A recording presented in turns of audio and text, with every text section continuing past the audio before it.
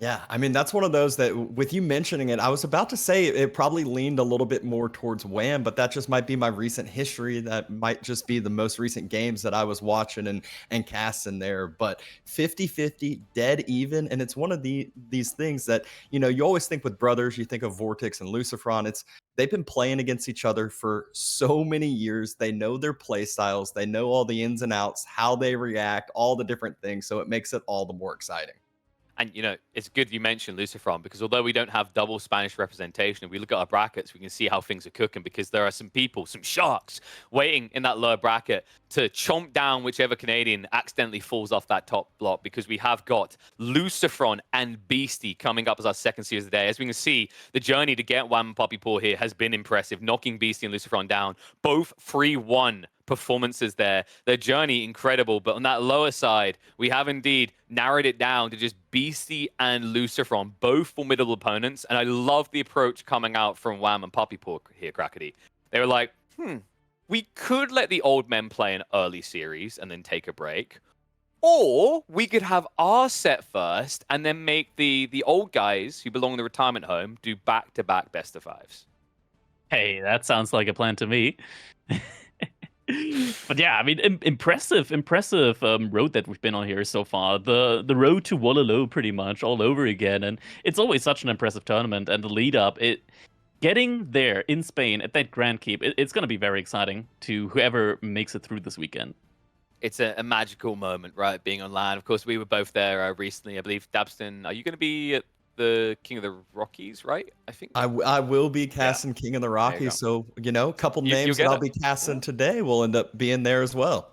You may end up casting the second best player in Age of Empires 4. I mean, they're going to have to be a formidable opponent nonetheless, because we have to remember all of this is simply to decide who gets to go on a date, a best of 5 at a castle up against the one and only Marine Lord, a man who has not failed to grab a single S-tier tournament so far this year. In fact, at this pace, Crackety, he will qualify for, or rather has qualified for every single S-tier tournament. Admittedly, this one did invite him. Yeah, it's a nice little padding in Marine Lord's wallet there for sure. I don't think he's gonna complain too much about that. But in the end, it could always be more, right? And that's who we're gonna find out who's gonna challenge that wallet this weekend.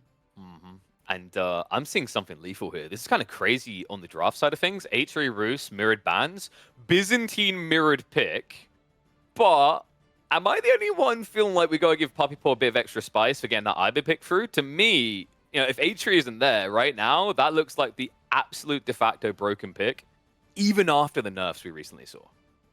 Yeah, I know we were talking a little bit about this beforehand, where it was Crackety was very adamant of saying HRE needs to be banned every single game by everyone, and that's kind of what we've just seen recently in the past couple weeks. They've just been that sieve that it's strong across all aspects of the board. Roos, we all know where Roos has been at for quite some time, but a Ubits is really that kind of next one up. Very scary, very hard to deal with. Even with, like you said, some of the nerfs that came through, they just have such strong timing, such this crazy ability to take the map control, even after going into this earlier Castle Age. And I think there's some poetic about the way this begins with Kawasan, right? Because when I think of these two players, Crackety, this almost feels like signature civs. We know PuppyPaw loves his Chinese, but Wham, you remember on his Smurfs, he was infamous for his Abasses play. I feel like that still is the civ where I see him and I have the most faith. Yeah, whenever we see Wham play the Abbasid, like that play with the mass archers, once you get to Castle Age, the composite bow upgrade, it just feels so natural to him. Just getting that huge archer number up and just pushing into the base of your opponent at a certain timing. That's what he's really known for. And we've seen Abbasid plenty of times in this tournament as well on Kawasan, just doing really, really well overall with like the different options that they have as well. Like the fast military wing and Feudal Age into an early ram. So many ways to approach this matchup. We'll have to find out. It's about time to kick off with our first series of the day here on the final weekend of Red Bull Wololo El Reinado's online portion. It might be a brotherly showdown, and that's something where we're used to quick sets, but with the average game times of PuppyPaw and Wham, something tells me this one's going to be tight and go long. First time they face off against each other in 2024. It's time to find out if it's the year of the PuppyPaw or the year of the Wham. All right, let's begin on Kawasan.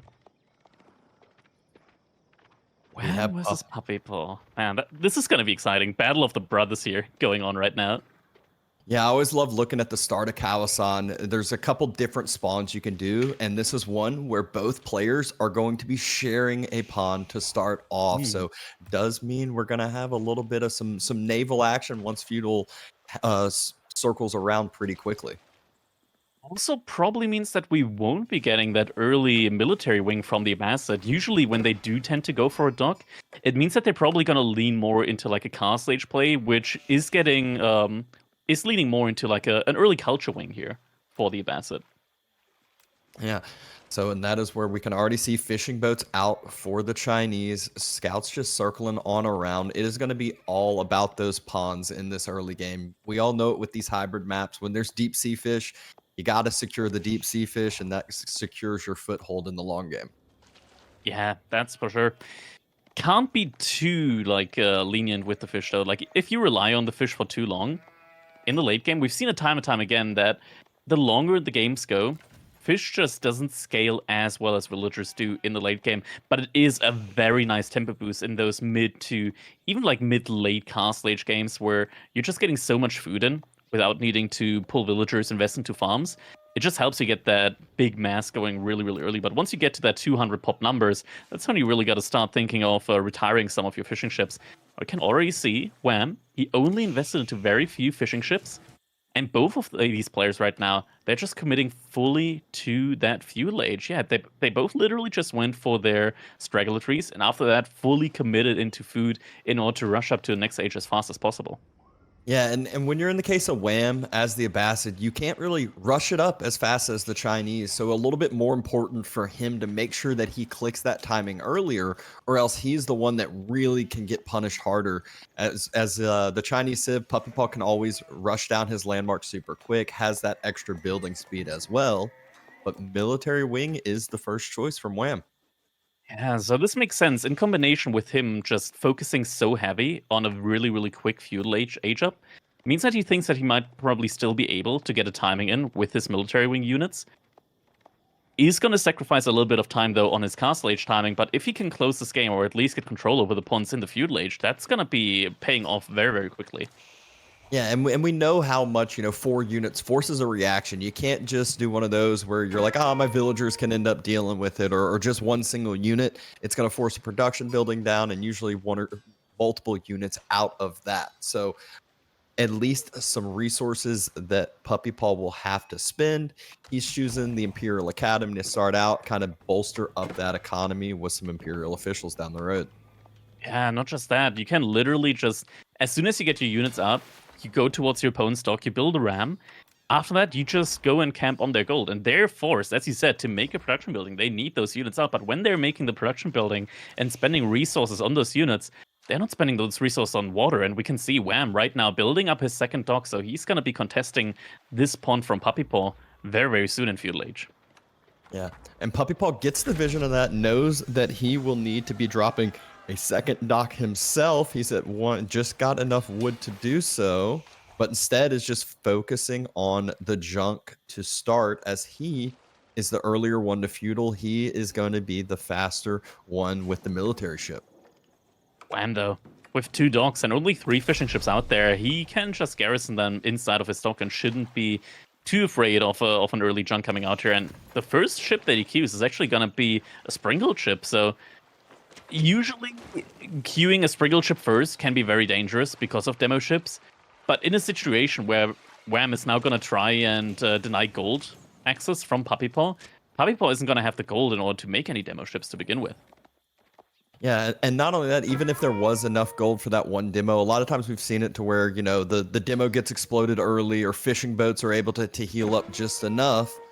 Wham, though, has his own multiple military ships already out due to having 2 docks out, and PuppyPaw has enough room to garrison, but doesn't have the ability to garrison that archer ship. This repair is so expensive. PuppyPaw, he's losing wood really, really quickly. You never can underestimate that, and especially when you repair ship, you actually have the ability to take a loan on your wood income. Like, you're actually able to go in debt when it comes to your wood. Yeah. And that is where now PuppyPaw gets his next ship out, but demo's already on the way. Springle ship A little bit out of position. Galley wasn't ready in time, but this is what I was talking about. The fishing boat's able to heal that sprinkled ship up just enough, but loses another fishing boat now. Only has one single one left from that early game. Oh, the archer ship looks very weak now. Is probably going to go down within the next couple of seconds here. That was the last fishing ship as well, so no repair left. And wham, he's already secured the next spawn. There's already a dock up there. Yeah, really, really strong early game here by Wham. Great micro with the fishing boats. Now that he has the ability to heal and he knows PuppyPaw doesn't, he can just sit under this dock for a good period of time. But the demo pops out, destroys the sprinkled ship. Fishing boats need to run back home. And all of a sudden, it's a dead even game as Wham lost all of his fishing boats. But at the end, a single archer ship remains here from Wham. I don't think Wham can really do anything about the water now at this point in time. He's going to have to invest into his own archer ship, but if Wham just gets the sprinkled ship out now, he's going to have the 2-2 composition out earlier. Yeah, this is going to be one where it's really, we saw it early. PuppyPaw saw the second dock, and he knew that he was just going to be battling from behind on this pond. But what he could be trying to do is just forcing Wham to continue to spend resources into it. And instead, Wham just drops a ram like we saw, and that is going to be the easiest way and the quickest way to deal with this dock. But the two archers pop out from PuppyPaw. Ram has to be canceled. Archers forced back away, at least for the time being. Yeah, Wham, he's going to have to, go back with the archers as well. The spearmen do provide a little bit of padding here, but it's not going to be enough because PuppyPaw does have access to the closer production buildings here. Wham now forced to reinvest on water here.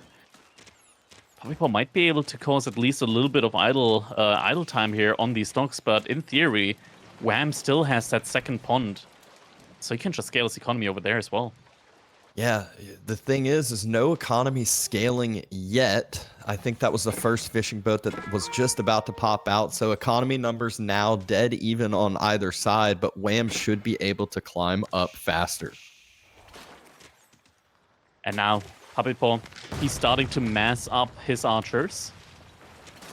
Demo gets wasted a little bit there on the dock early on, and now PuppyPaw is going to be queuing another sprinkled ship. Actually, there looks to be another dock coming up, or at least there's going to be an attempt. Actually, 4 villagers on that, and these are going to be Chinese villagers. That dock is going to go up really quick. Wham has an archer ship there, needs to pull it over there in time, though. It's not, but he does see those archers there now, and he might think, okay, when there are archers here, maybe there's going to be something else. PuppyPaw, he's clever. He baits the archer ship with the archers in one direction and sends the villagers around the other. It's outside the line of sight for the most part here. This might go up. I think he will be able to see it at the last second. It's not if it will end up going up. Those are Chinese villagers. It will definitely go up. And on the other pond, there's a little bit of some micro war, and PuppyPaw is winning that one due to the defensiveness of the dock and takes down, again, one of the fishing boats and already starts forcing away the demo ship. Demo ship being forced away, but at the same time, archer ship is kind of getting sacrificed there. Demo ship will go down, though. Oh, and now there's nothing to save that sprinkled ship. Oh, it's one single health left. Fishing boat's trying to heal it up as fast as possible before the sprinkle can close the gap. Will it be enough damage? It is not enough damage, and the healing outdoes PuppyPaw's sprinkled ship, at least for the time being. Horseman now also getting produced by Wham here, and he's going to be able to clean up all of these archers easily now with the Horseman. And this also allows him to kind of start poking and prodding at more of the eco, and also circling back and burning and putting some torches onto some of the docks as well. It looks like a couple, at least, of the villagers that went to build the dock did get picked up. Combined with fishing ships, that's a total of 7 worker kills now that Wham has. Another demo by Puppy, able to close the gap, take down the sprinkled ship from Wham. And now the West Pond, like we said, has just been a lot of wasted resources in military ships. Wham does have a little bit of the eco lead with some fishing boats, but they haven't been able to work for too long a time. This is still quite awkward for Wham here. I mean, in theory, he has access over both ponds, but he still isn't quite able to start production. And there we go, big demo connection here. Evens out the playing field once more, but there's another sprinkled ship coming yet. And yeah, Wham's just struggling with trying to like really leverage his 2-pond position right now. Yeah, it's one that he's trying to battle it on two fronts, really three fronts if you think about it, with two pawns and the land. But he is at the point now where PuppyPaw's eco at home doesn't look like it has too much to deal with. There is a spearman there to try to push away the horseman. Wham, though, looked away, isn't sniping down the spear, and loses the micro war at home. There's just too much stuff going on too many screens, and he does not have enough hands.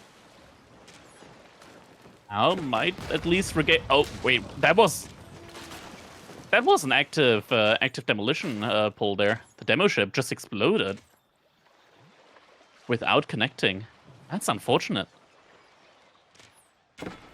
Yep. But repair, two villagers, they got a speed repair. Look at how quickly that ship is getting repaired. Yep, those Chinese villagers do something else, and another dock has finally been dropped on this pond from Puppy. So not only is he able to match the military numbers that much easier, but we see the fishing boats also popping out, which can prove to be some healers as well as some extra eco. This is just such a big back and forth here the entire time on this pond, and still don't quite know which player's really in control over these ponds. Gets a good demo shot there. And snipes down the other demo that just pops out. That's two big wins for Puppy. He has another demo closing the gap, but this archer ship able to not take it down in time. PuppyPaw just wipes down the whole entire pond. And I mean, sure, like, China builds their ships 10% faster, but still, Wham had two docks there the entire time. Puppy only recently added in another dock here on that pond, but still, Wham wasn't able to fully secure this pond, and now it might actually look like, yeah, PuppyPaw, he's gonna be the one to fully secure this pond now. And now we're back to a pretty even position here where both players have control over one pond each. Yeah, the key thing here that Wham has been doing, he has been securing and booming up on the other pond as far as the fishing boats go. So his economy is a little bit further ahead in time. And PuppyPaw, he went for the Barbican. He's going for Song Dynasty, gonna go for a little bit of some quicker Vil production. And both players look like they're about to macro up towards Castle Age here in the next minute or so. Yeah, PuppyPaw, he's now in Song Dynasty, so has access to Jugonews. Not that he really wants to produce them now at this point in time. But at least he is also going to be able to produce villagers a little bit faster. So he's going to be able to catch up to Wham economy-wise, who has been able to boom at least a little bit earlier on that second pond. Numbers. The thing is here, PuppyPaw still might be able to match the castle timing and might even be able to beat Wham's castle timing, even though Wham's going to be clicking up here in the next 15 to 20 seconds. Just needs a little bit more gold. Trying to poke and prod a little bit at those docks, still trying to defend it on up. But Wham, force drop off, and let's see which wing he is going to go with. Probably Culture Wing, I would assume. Yeah, there we go. Culture Wing coming in. And this is one of the great things with the Abbasid. Sure, they're going to be, actually with 11 villagers, they're going to be quite a bit later when it comes to the age up. But once that age up comes in, like we can see Wham, he already has 800 resources, 800 food in the bank. He's going to be able to immediately pump out a crazy amount of units. And that's going to be a timing where PuppyPaw will have to hold. Yeah, and it looked like Wham was already starting to prep the production behind a little bit. I think I saw 2 extra production buildings get dropped. So he wants to use this water, this extra food that he has coming in. As you can see, the income per minute as massively ahead. It's double range and the stable still. And it looks like a barracks as well, maybe for some gulams. Getting some early double camel archers. I'm just going to assume that it's probably just in case the opponent comes around with some knights or palace guards even. There's no stable yet, though, for PuppyPaw. Oh, and a good little find onto the deer on the front side. PuppyPaw did have a military ship to protect himself, does have the Barbican kind of close, but close doesn't really help too much if you're not able to really actually protect those villagers on the deer. Showing now only 25 seconds remaining. Wham, enough resource in the bank to go up to Castle Age once again once the Castle Age hits for him. And PuppyPaw now starting to produce some siege. First Nest of B is going to be in queue. Clock Tower Nest of B as well. So very, very, very tanky siege here for him. Chop through on the wood line. There Palace are a guards are few there, though. Palace guards to push these units away, but Wham's fine with just trading out a few of these units for some eco kills. Picks up 2 villagers. Now is going for the IO as well. Very expensive unit there. Takes out the IO, so a good little pickup here by Wham for some of those units that probably was planning on throwing away anyways, just kind of left over from Feudal Age. Age Up has now come in. We are getting the usual suspect when it comes to the upgrades right now. First upgrade you want to get when you get that Culture Wing is going to be Preservation of Knowledge. Does decrease the cost of all of your other upgrades by quite a bit. And wham, he's making Knight Crossbow. PuppyPaw already investing into trying to capture some of these relics. Knight Crossbow and now Golems also, so a little bit of everything. Yeah, I feel like this is one of those. He's got all these different production buildings. He just wants to constantly be producing, constantly use the resources he has in the bank, as we still see 1,000 food in the bank that he needs to spend. Definitely is a lot. Camel Archers are going to be able, in combination with the Navy, to deter these Palace Guards for the time being. I love the outpost in the center, just giving himself some extra vision, giving himself that kind of ground setup location. But PuppyPaw immediately going to take that down with the nest of bees and start sending more and more Palace Guards into the economy. Some quick walls coming in. Is going to be able to pick Adam off there. Palace Guards won't be able to run into the back of the base there. But yeah, Relic has been picked up there. It's going to be a first for PuppyPaw. And looks like he's going to be in a nice position to secure himself at least 2 more relics. Palace Guard number climbed up pretty quick, but Wham has everything he needs to deal with those Palace Guards. He's got Ghulams that if they're taking the fights against Palace Guards, they will be happy to do so. Got a decent little bit of crossbow number starting to climb on up, and then obviously the Knights with their charge will do a significant amount of damage. Something that worries me is going to be the siege here in the late game, or in the later stages of the game. Nest of Bees and just in general, siege play. It's become very, very dominant in Age of Empires, and whoever is in the end going to be able to just get the most siege out, take the best fights with the siege, is going to be favored when it comes to actually winning the game here. We all know what civilization is going to be the best, or one of the best at least, at doing that. It's Chinese. With that clock tower, all their siege is that much tankier. PuppyPaw, he's got his wall set up, so he says, all right, send a group of Palace Guards, go do some damage on the eco, continue to produce at home, use the siege as the defense, use the spear crossbow as the defense, and then, you know, make it difficult on Wham to deal with some stuff at home. The wall, there's a chop through going on. Palace Guards do notice that. They're going for it right away. Villagers do pull back. Oh, wait, I think they can't fit through. I think there's a little bit of wood left in that one thing. The Imam fit through for Wham. Oh, yeah. Yeah, look Oh, at you're that. right. It's through the wall. It's through the forest, not through the, wall. Through the forest. Yeah, that's what it is. Look at that. There we go. The Imam showed them the way. He's like, I will show you the way of God. And it's like, well, no, you didn't show him exactly what you needed to. Imam that's gonna make it through, and yeah, should just be another one coming out soon in order to pick up that relic. PuppyPaw right now does have the military lead when it comes to the numbers here. It's gonna be tough for Wham to really come back into this game now that PuppyPaw is in Castle Age with arguably, as a Chinese, a better economy as the game goes on. Especially since Wham went for the Culture Wing instead of the Eco Wing. He doesn't get those extra food upgrades. Yeah, and we can already see that PuppyPaw invests in a Springald, so even if Wham started to work on that siege war himself, he has a long way to come back. Group of Palace Guards still ready to go on another adventure, and PuppyPaw is just doing the Chinese thing. Build up home, wall up, continue to boom, and just wait for your time to strike, as he will be the stronger one. Already starting that granary transition behind this too with a ton of space. Yeah.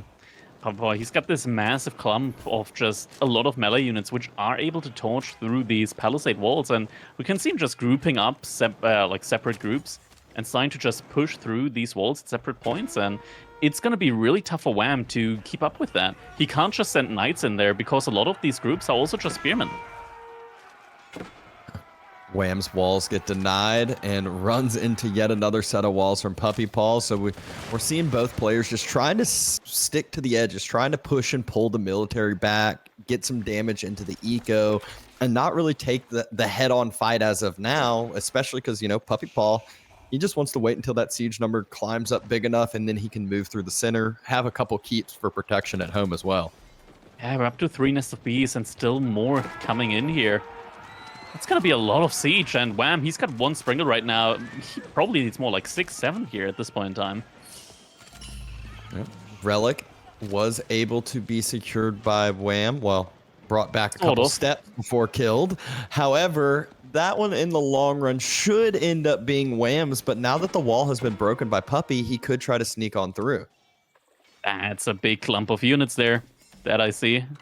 But a good, oh my god, that is such a great keep in the middle. That's gonna secure Wham so much food here, so many berries, and this is a berry civilization at the end of the day with the Abbasid. Oh, he's also gonna be able to use his Springle there and start sniping some of these fishing ships. Yeah, maybe Wham can play like an eco denial game. Exactly. I love what that keep does. We're seeing a little bit of some pressure going in by Puppy. Wham, he's got some heavier, tankier units here. Like we said, those Gulams, not easy to clear up, and there's not a lot of those counter units on the other side from PuppyPaw, but this is still a winning fight for Puppy for sure. And what's going to be the next steps after? Wham, trickling in units behind this, but needs to really wait and group up with as a whole. I'm not sure if this was a good fight for PuppyPaw. I mean, he lost a lot of his own units there. And Grant, that was only like 10 units from Wham. And I think he killed like 15 or 20 units there from PuppyPaw. Like this army, this clump of units, it's much smaller than it was earlier. Yeah, and that keep, what it does in the center, it gives all the berry secure for Wham, and Wham's dropping his second TC. So he has his own way of boosting up his economy throughout the game. Gulam's still taking so much damage, but like you said, that Springled is going to make it to where Puppy's water and food is going to be a little bit harder. He already has part of that granary transition, but will need more to have this long-term food eco. And now we do see Wham ramping up that Springled production.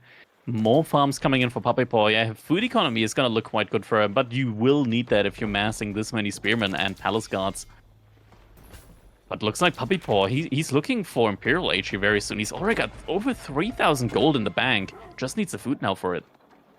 Yeah, he's got an outpost. He's walled himself in. He's basically gotten all of the gold behind his walls, and he knows that. So I think he's moving forward on this left side. Going to try to get some, I think, stone walls down in front of that to secure himself up the next 8k gold vein. See a Mangonel here on the side coming out for Wham. Trade Wing now on the way. Doesn't feel good on a map like Kawasan, where the markets are... The positioning is not the best for them. Let's just put it like that. They're right in the middle of the map. You're not going to get the greatest of trades from them. Granted, if there's a civilization which can still get a lot of use out of it, it's probably the Abbasid. They do get some really, really great trade upgrades with the Trade Wing. 30% more income, plus an additional 25% where they can choose the resource. They get them a little bit more armor there. The traders are cheaper to produce. Still doesn't feel that great overall. Like when you pitch up a trader versus a villager, it doesn't feel that great with this distance of trading. What if he had dropped it all the way in the eastern side and had it walk around the lake to the market where it's almost the full distance? Like next to the sacred side. Yeah, I think that would probably be worthwhile. Or even further, closer to Puppy's side and just wall down further along the wall. So where you're just getting a much further extended route. But yeah, either way, I think that would have been the better route to take.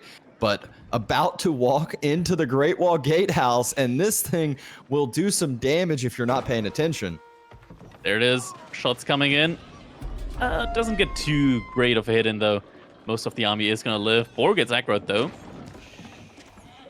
And that will disappear from the map now. Yeah. Boar wishes he didn't do that. And it's crazy how pretty similar the numbers are at this point. You know, we see an overall 10 population difference, and it's mainly PuppyPaw Siege that is being the difference here. Going up with the Imperial Palace, and this is where Chinese in the late game really starts to get scary. PuppyPaw going to be in Yuan Dynasty, and not just that, he's also going to be having access to those pagodas. So that's pretty much like Achery plus kind of when it comes to the income that you get with those relics. So pagodas, they give you more income than relics from like boosted by Arachnid's Cathedral, even, which can be kind of disgusting. Yeah, and not only that, what I really love to see is once this Imperial Palace comes up, how much vision this is going to give PuppyPaw just throughout the whole middle central point of this map. And give him some vision as far as using the activated ability, knowing where all the villagers are, knowing where everything is spread throughout. Keep has now been spotted. PuppyPaw immediately queues up a bombard. Does have a great amount of siege out right now, and all of the siege right now, it's Clock Tower siege, so has a lot of bonus health. It's going to be very hard to take this down. Double shot triggers on its way right now for Wham. Oh, that's going down quickly. Okay. Torches able to take down boats very, very easily if they're able to close the gap. And now you can see those units starting to struggle to try to throw their next set of torches. Wham utilizing the top of the hill. Oh, that wasn't a good trade for Wham, though. He lost a lot of his Springles. He lost 2 for 1. Yep, Springald stepping up for PuppyPaw, diving under the keep. There is no care right now for him. He has the units. He has the numbers. Horseman trying to circle around, maybe get on top of the siege, and Wham is still just sitting here trying to defend under this keep, trying to do whatever he can to hold this positioning. Horseman get cleaned up so easily. Great job by Puppy. Yeah, the Horsemen, they tried. They tried to go on the Springles, then they got body blocked, then they were like, okay, I guess we're going to try and take down one of the Nest of Bees. They couldn't do that. Counter siege, by the way.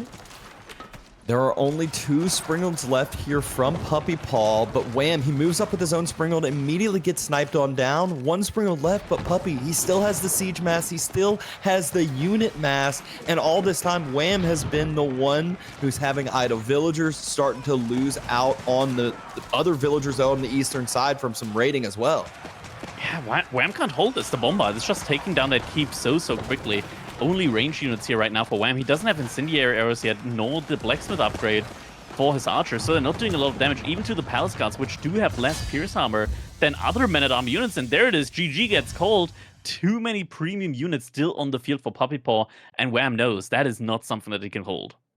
Yep, was losing that center location, losing the TC, would lose the water after, but a great back and forth first game. It seemed like Wham had a good start, seemed like he had the pawns controls, but wasn't ever able to fully deny the water from Puppy, fully secure up that bottom pawn for himself.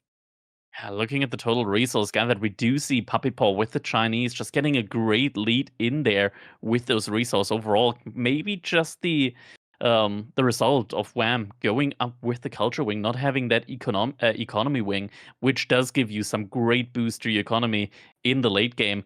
I think that's the main difference why the food graph is that way, because Abbasid, once they do have that economy wing in the late game, their farms are one of the best in the game. Yep.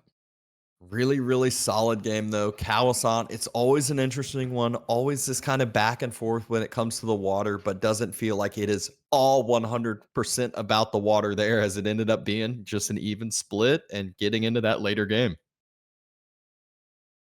All right, so now we can take a look and see what's going to be coming up next here for us. And we do see the Ayubits pick now from PuppyPaw. It's going to be on Gorge, and Wham, he's going to be playing with the Malians. And we have seen Wham with the Malians so far, looking very, very promising. And I do have to say, overall, when it comes to Mali versus Ayubits, I think that's a pretty decent matchup for Mali overall. Yeah, it's one of the civilizations that if I had to pick a few to go up against a Ubids, it said it, like we talked about earlier, Ubids is probably one of the top 3 civs up there. But if I had to give a matchup that is more on even ground, even footing, this is definitely one of those. Mali can definitely kind of hold their own a little bit better.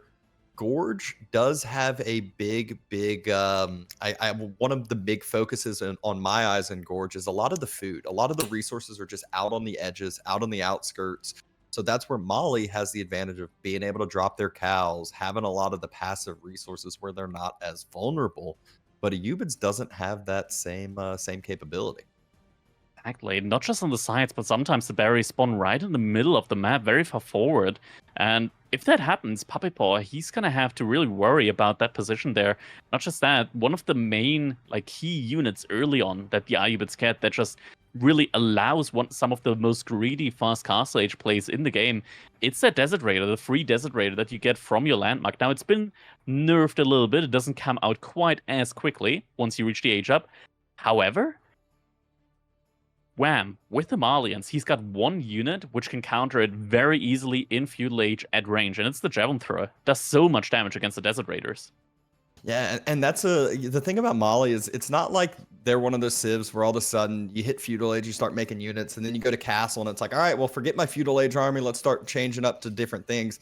Mali kind of just has their same unit composition throughout. You just get some extra upgrades, whether it's Sofa, you actually are able to turn them into pseudo knights when they hit Castle Age, or whether it's Javelin Throwers that really just continue to be very solid throughout and into Castle Age as well. So it's not like making that unit is really going to be this drawback and really this like feels bad thing, like you're giving up a lot of resources and reacting with it.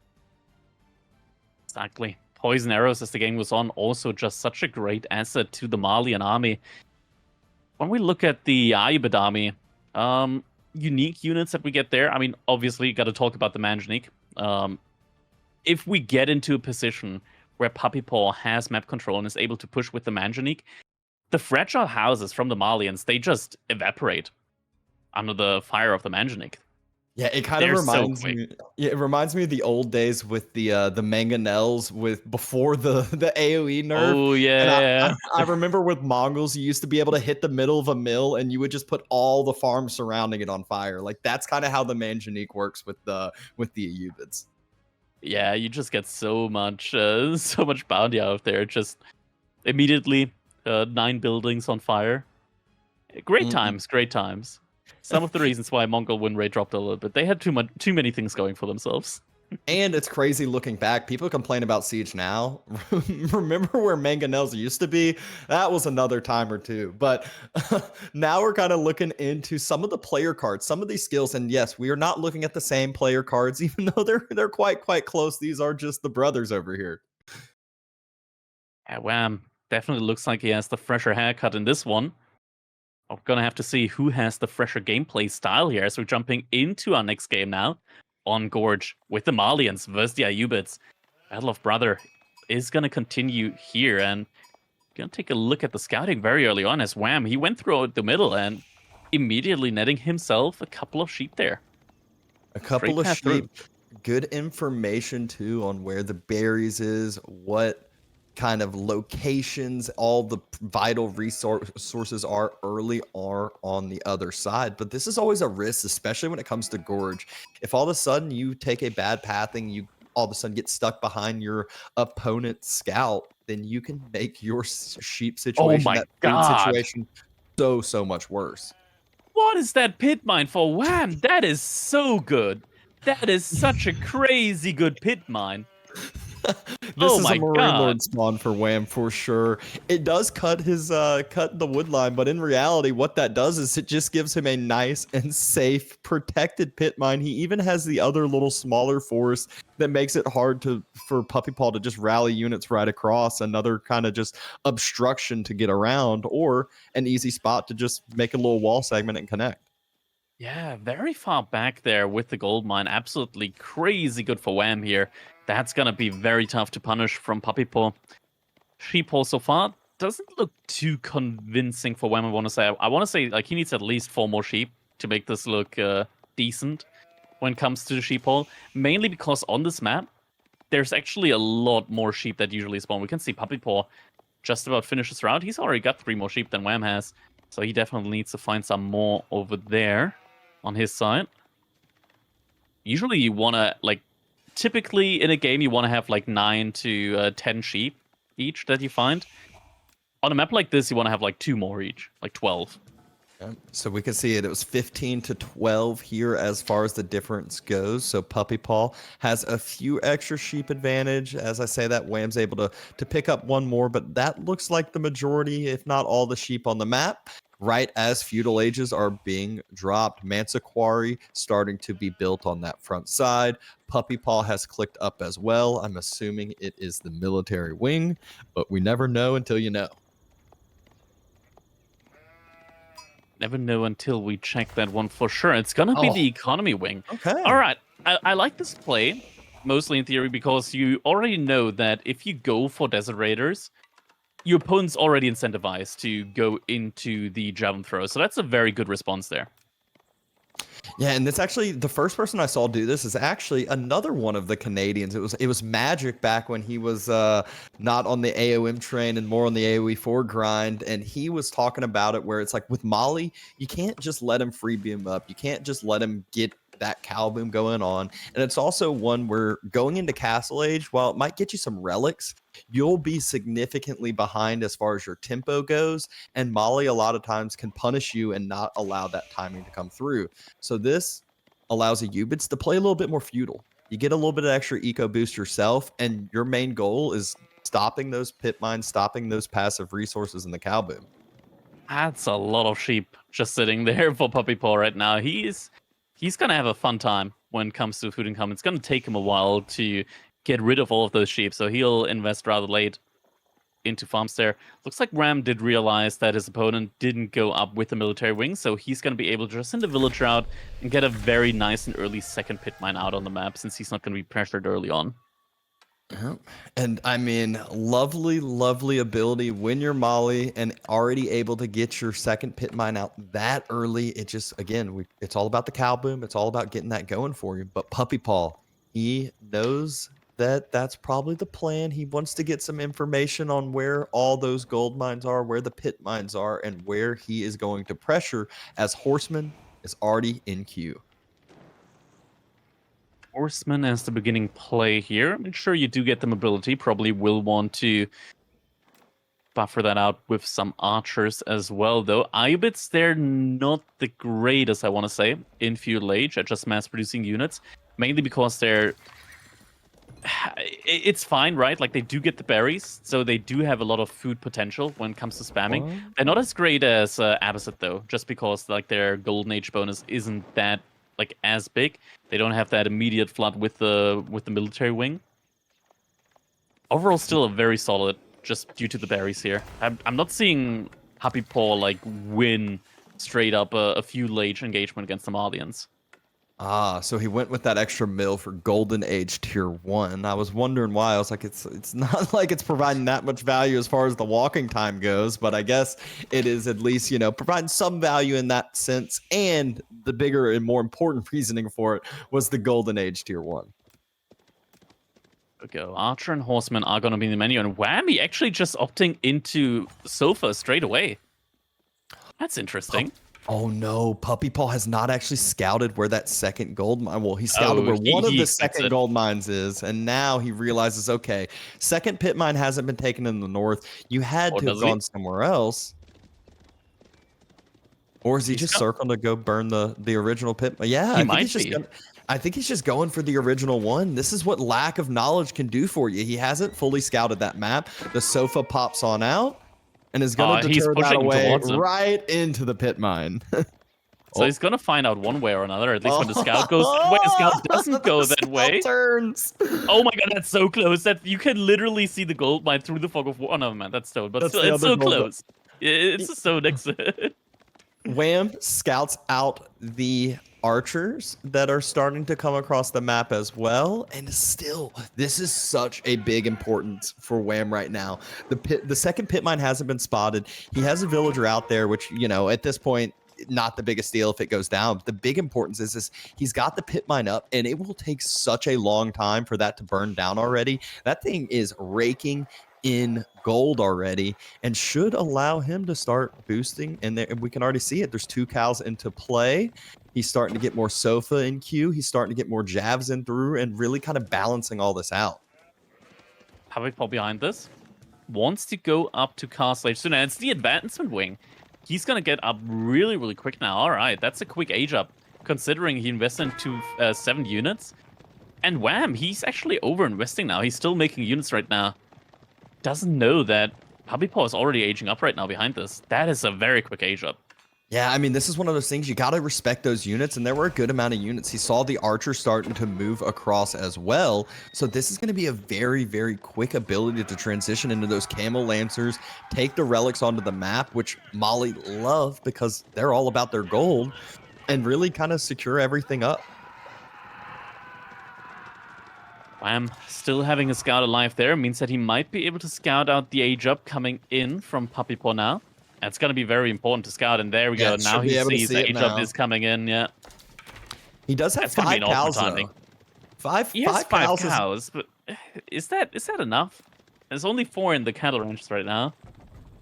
not enough, no, but it is enough to at least give you a little bit of boost. The question is he going to just immediately try to match the castle timing, or is he still just going to continue in feudal for quite some time? And I think I'm leaning towards continuing feudal for a little bit longer. Yeah. He still has the unit composition that he can deal with camel lancers. He can deal with some of these units in smaller numbers, and then once the cows are fully circled up, once you've gotten your eco fully online with your passive resources, then go up to castle, get the upgrades you need. Everything you make does really well after upgrades.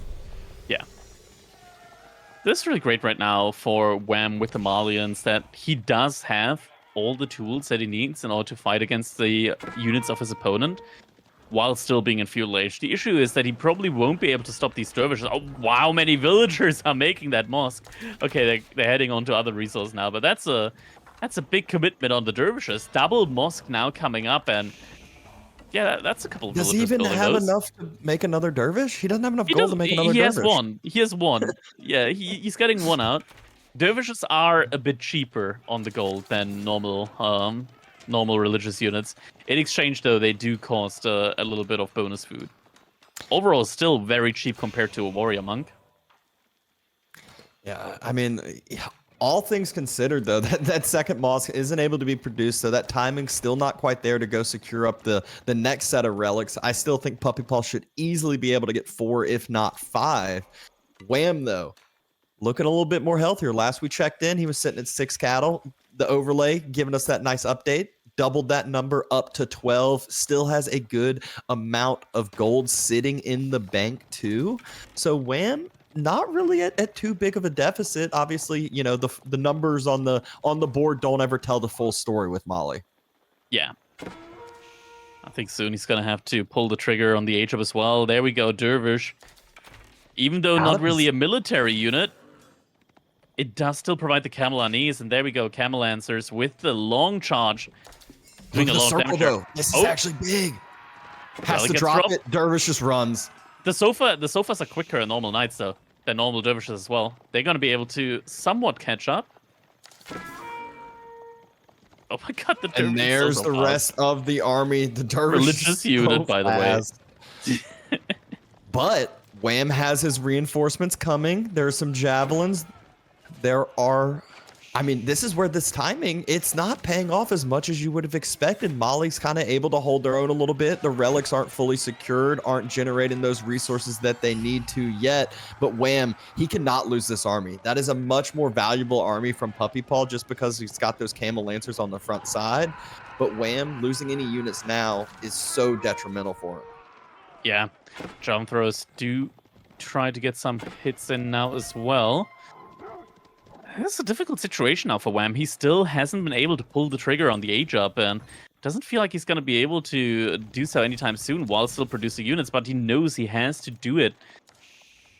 But every now and then, just a little bit of reinvestment into military, it pushes him so much further behind.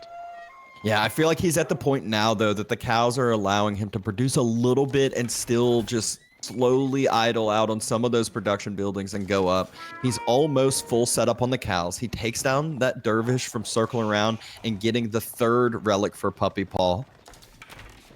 Military numbers are still favoring Wham, and he is now at castle age resources. He's about to be able to drop the Grand Fulani, and that is going to be an almost fully online Grand Fulani.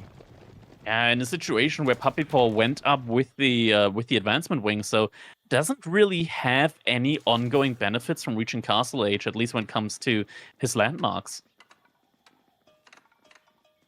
Yep, another cow starting to come out. 15 villagers on that Grand Falani. And Wham ultimately is sitting in a pretty fine spot. He still has some of those sofas circling around trying to do some ratings, might be able to get some Vil picks, and his main army was able to stay alive and healthy. Vil picks indeed. First. Yeah, there we go. Gets at least one, probably two villagers. Do these villagers have text? Oh, he doesn't even get them. Formation speed up with the wheelbarrow is just absolutely wild. I swear, sometimes it is disgusting how quick villagers are. Well, it's with the formation catch up, yeah, and the wheelbarrow. It's nuts. It is. There have been situations where just knights aren't able to catch up to villagers for what feels like 10, 15 seconds. And honestly, it's been nerfed quite heavily, the formation speed up, but it still feels like quite a big issue. That is, I mean, it's going to go down. There's not two villagers. Oh, maybe three. A third, maybe? Yeah, a third did go down as we saw the numbers at the bottom side update. Javelin's taking out a few archers before falling back, but Wham, he so desperately just needs time now. Hold this push and time for that eco to come back online, upgrades to come on through, but he has to take the fight. PuppyPaw sniping down as many of those frontline spears as he can, but it's just not enough. A lot of those Camel Lancers went down. There's only 4 left. There are still too many Javelin throwers here for the archers to step up and clean that front line of Donzos. And this is starting to look very good. Dervish, a little bit outside of his comfort zone, I want to say. Tries to get a relic back there, but will probably get picked up. He's walled in. He's going to have to go a long way around, but chances are that that way isn't going to be too accessible. There's no wheelchair ramp or anything above those walls. Yeah. How high can the camels jump? Not high enough. Oh, wolf blocks. There we go. Oh my god! The Tower of the Salt. Okay. Somebody's cooking. Now, usually I want to say Tower of the Sultan is great at dealing with archers. It doesn't do as much damage to javelin throwers just because they already have a lot of pierce armor. So damage is like half, pretty much. Wham! Already dropping a siege workshop, already getting a sprinkled into queue. Oh, that's such a great timing. My question is, what does he have in store for the food and build up that he's starting to do? He's not producing. He's not utilizing upgrades as far as imported armor goes or anything. And it's the Musafati switch is what he's planning on. Yes, Musafati. That's interesting considering there's still plenty of archers right now. I think the Donzos are just overall the better option here for him. Cancels a couple, queues a couple more again. And the push is starting to come through from PuppyPaw. Only a few Camel Lancers and mainly archers, which is just, it feels so bad trying to push into Mali with only archers as your main unit composition. Springle's looking a little bit vulnerable at the moment. At the front side. Okay, there we go. Now it's pushing back. But this Tower of the Sultan, actually, it's going to be able to instantly take down one of these cattle ranches. Is that going to be the plan from PuppyPaw? Just take down the cattle ranches? And then immediately take down the cows right after. Palace of the Sultan stepping up. First cattle ranch, get one tap. You can see it. It's just moving up to the next one. This is, I mean, it's paying off 100%. Cows are moving back, though. They haven't been killed yet, so all we need is the ranch to get refilled. There it is. Next set of cattle ranches get taken down. Javelin throwers doing everything that they possibly can to take down as many archers as possible. That was not a good trade. Yeah, it was cool seeing the Palace of the Sultan take down 2 cattle ranches, but in reality, PuppyPaw just threw away his whole entire archer mass during that. Yeah, and behind this, sure, Wham loses a little bit of food for now, but we're gonna get to the stage where Ayubid will have to make a farm transition, and that doesn't feel good. That does not feel good in the situation. Yeah, and especially when you're going advancement wing, you don't have a lot of extra eco, like you said. You don't have those extra eco bonuses going for yourself. So a lot of times you'll see Ayubids maybe drop an extra TC or even 2 behind some of these timings when they're pushing. We haven't seen Puppy do that. So he is still 1 TC Ayubids where Wham is a fully online Grand Falani Mali now that just defended the big push, that took some good military trades. And when Mali's online, the onslaught of units that just continue to stream is absolutely nuts. So PuppyPaw will be some in a hidden struggling raids. situation. Yeah, Musafati Warriors getting some good... Oh my god, the villagers, they're fighting. They're fighting, but that's not a good fight. The Musafati Warriors, they have a lot of attack speed. Look at them go. And Dead there's bodies another raid littering on the the top street. side berries. So Oh my Wham knows God. exactly what he wants to damage. He wants to idle out the food, idling out the food, idles out the production now. He doesn't need to worry about any of his production. It is fully online. He's going to keep doing this, keep being aggressive here. His military mass is super scary already. PuppyPaw is trying to slow the game down now a little bit, get some of these, get some of the walls up throughout the entire middle of the map. Sacred Side victory approaching, but that doesn't feel like something too sustainable as Wham is now also doing the switch to archers with poison arrows and Q. Yeah, I mean, this is one where you don't even need that frontline mass, and Wham still has that frontline mass, but the poison arrow archers are going to shred anything in their path. PuppyPaw's making the transition into Gulams to fight against the Wham's mainly kind of infantry mass, but another Musafati on those berries, and PuppyPaw slow to react. Oh man, Wham. At this point in time, with a firm economy lead, 19 cattle out there in those ranches, just providing him with so much food. Now we also have a siege advantage for him going on as well. He still keeps a lot of his units in the back. Just wants to make sure the space is safe. Third pit mine, now going to be coming up soon as well. Sacred Sites should be denied in a couple of minutes as well. It looks like PuppyPaw managed to get a couple of villager kills here and there and as well, in between. Ooh, Camel Lancer raid on the backside. That's where all the siege is. But villagers are there, archers are there, so Camel Lancer should get cleaned up, and none of the siege actually ended up falling. So I think that was 5 Camel Lancers that died for maybe 2-3 villagers. Was able to deny the second pit mine from going up though. Yeah, I want to say, like, PuppyPaw, he killed more villagers than Wham. But it feels like against Mali, that doesn't matter at all. Because it doesn't. It literally doesn't. The floodgates are open. Yeah, I feel like you hit the nail on the head earlier with the farm transition comment. The longer this keeps going without PuppyPaw having an actual farm transition, the worse this is just going to continue to get. Look at the military lead now for Wham. It's 77 compared to 50, and it's just going to continue to get worse as Puppy does not have the food income to support the same military mass. Now trying to get another TC going, but in the end, I feel like the TC timing to like pay off, it's like 6-7 minutes to pay off. I don't think PuppyPaw has that kind of time. Granted, PuppyPaw, with all the relic, with all the passive income, considering that he's just been pumping out archers and golems, he's been raking up a ton of gold, just completely passively, with Sacred Sites and with the relics. He can't do anything with the gold because he just has no food. Exactly. I mean, he needs to drop a market, start selling off this gold, start being able to use some of these resources, but he has a little bit of a problem knocking on his doorstep. He doesn't want to answer up, but they just bust down the door and they're coming on in anyways. FBI open up. That's what it feels like here, because now there's a huge military force from Wham knocking on the door from PuppyPaw. 60 to 85 military plus an additional 10 population worth of siege. And Puppy is trying to defend these masses. Wham splitting into a couple different groups, but those different groups are more than enough to take down the masses from PuppyPaw. Camel Lancers think that they can dive into that and very quickly get taken to about a quarter health each. Is it going to go down? Okay, Camel Lancer barely survives, but yeah, he's at like 1 health left. A couple of the Springalds help get they're another gonna take care of him. Age of Springalds, there we go. They're taking care of the Camel Lancers. 3 Camel Lancers fall from that. A couple of holes still in the wall. Some archers broke off and causing more and more idle time. Wham is just not letting Puppy stabilize. Not so letting many ranged Puppy units. chill. This feels like a reload composition right now with so many ranged units out in the field.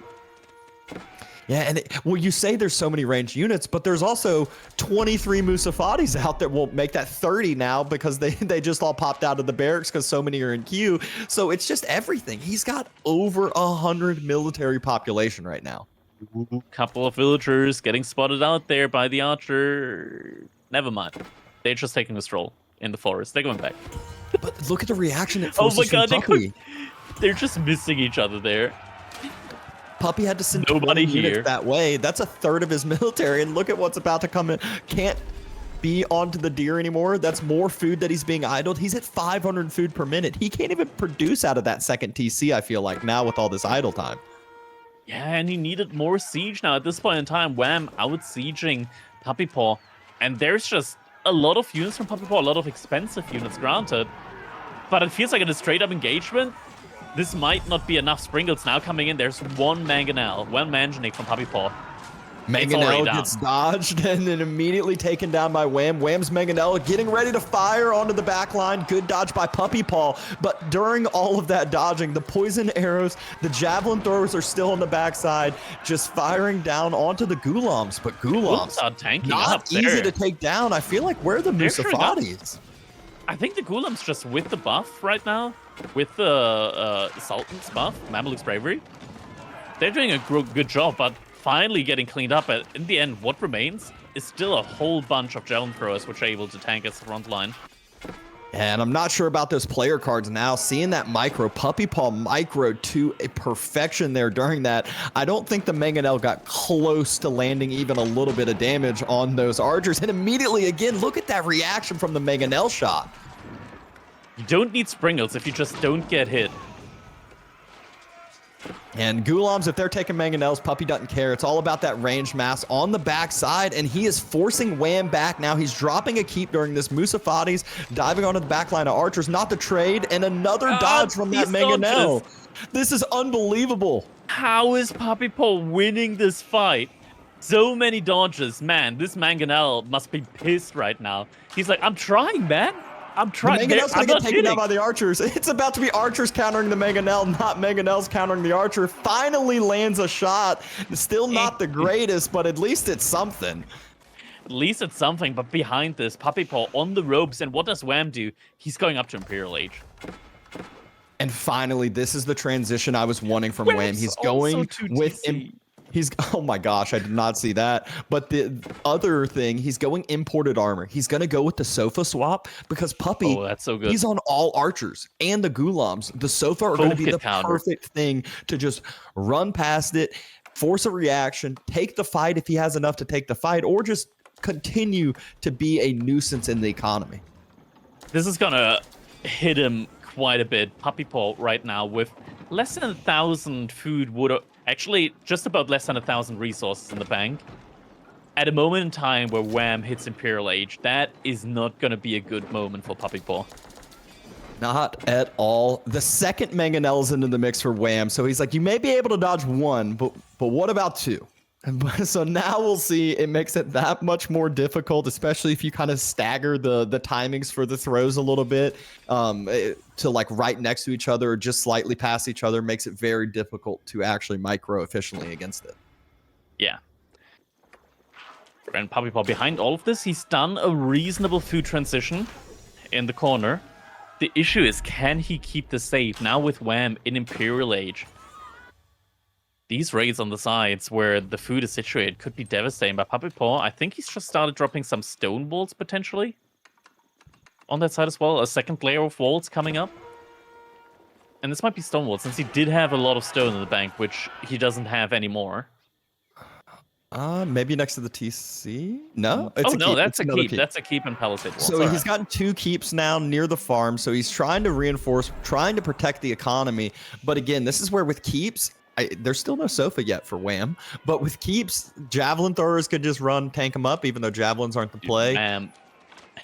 He's got resources. I'll just say it like that. Wham's got resources. 3,000 food, but he's not producing anything, and he's not at max pop. He's just getting the upgrades right now. He's getting ready. Patience. That's what That's he's telling me. He's saying patience. Just wait. I will close this game out when I am ready to do so. And there's the sofa swap. More Musafati as well. He's trying to burn holes in all the different spots on this wall. PuppyPaw is a very, very immobile army. It's all archers. It's all ghulams. It's very slow to react and hard to react as well. So Wham can just throw these units away, push through, fight him when these masses are a little bit smaller, and Puppy has a harder time replenishing that army, and he's out tech now. There we go. Another Musafati swap in the background. I think that is the Ram upgrade as well. So Wham might just start sending Rams through the middle of the map too to just start taking down Eco. Yeah, he's got the Ram upgrade, so yeah, we could just send Rams on the sides. That's what we've seen from Wham so far when he played the Malians against BC as well during the Red Bull qualifier. And the late game with Wham, with the Malians, overall just seems very solid. Like, he knows what he needs to do at what point in time. So I'm guessing, like, if PuppyPaw is able to hold for, like, 6-7 more minutes, that we might even see trade coming in for Wham. Yeah, he's almost got it fully secured with his walls. He could easily move up and wall it off if he wanted to. PuppyPaw's going up to Imperial himself, but he's going up to Imp at a time where now Wham has been fully online. Upgrades have already been coming through, and the onslaught is about to start. Houses are on the front side. I'm wondering where the Rams are going to start taking things down. Well, he's going up with the Adabacks. I would have actually liked to see, like, the reinforcement wing in Imperial Age, just because in Imperial Age it actually offers you a ton of military value, with 7 Desert Raiders coming in every 2 minutes. That's a lot of value they're getting there. It's 7 times 90 resource per minute worth of units. And the trade has already started for Wham, actually. We just saw a trader walking by that wall. Sofa's coming to help secure up those Rams, not allow the villagers to rebuild, whereas the main army fighting in the center. Mangonels are firing here. Like we said, there are 2 of them here this time, so might have some better luck with their shots. The 3 Springles stepping up for PuppyPaw. Wham not yet reacting yet from the Springle War. Loses the first Mangonel. Now the Springles react. Loses the second Mangonel, but takes down the Springles. Archers only on the backside left for PuppyPaw, and Wham has everything. He's pushing through, and that is it. Wham ties up the series 1-1. GG. There we go. Looking at the resource there, we can tell Wham with the overwhelming military lead. It looked like PuppyPaw might have a timing with that early fast castle age, but not coming into play as Wham managed to hold and get calm and collected, goes up with enough cattle, gets a really solid economy, and after that, just calmly plays it out, knows that he has the economic lead, and able to just pump out much more military in the mid game. Yeah, that was like the biggest thing that I want to focus on is just how well Wham did to delay the timing of Castle paying off. Like PuppyPaw hit Castle and his main focus was getting the relics, but gold got idled. So first things first was, you didn't immediately get both of the monks out or camels out to go secure the relics quicker. And so it really just delayed all the timings and allowed Wham to have his own payoff go through. A tight series as a result of that 1-1 the scoreline, and a beautiful way to do it. I was kind of a little bit worried that Ibids were going to roll away from that, or with that rather. Do you think that usually that's the way that matchup plays out, Crackety? Was this more just Wham playing a phenomenal Malian games, or is this more of a 50-50 matchup than we'd maybe expect? I think honestly, like, PuppyPaw, he went for that really fast age up timing. I think usually what we do see in those situations from Ibid is that 3TC transition, because they know, okay, I probably can't kill my opponent in like the earlier stages of the game. That 3TC transition didn't come in. He stayed on 1TC for the majority of the game, only added in a second TC later. In the end, the cattle economy was just too strong, and that's like all the credit to Wham there. Just calmly still keep making cattle in a situation where you feel really pressured into aging up behind your opponent. Just credit to him there. He played it calm and collected, managed to get the cattle in that he needed, and then just played it with the better economy.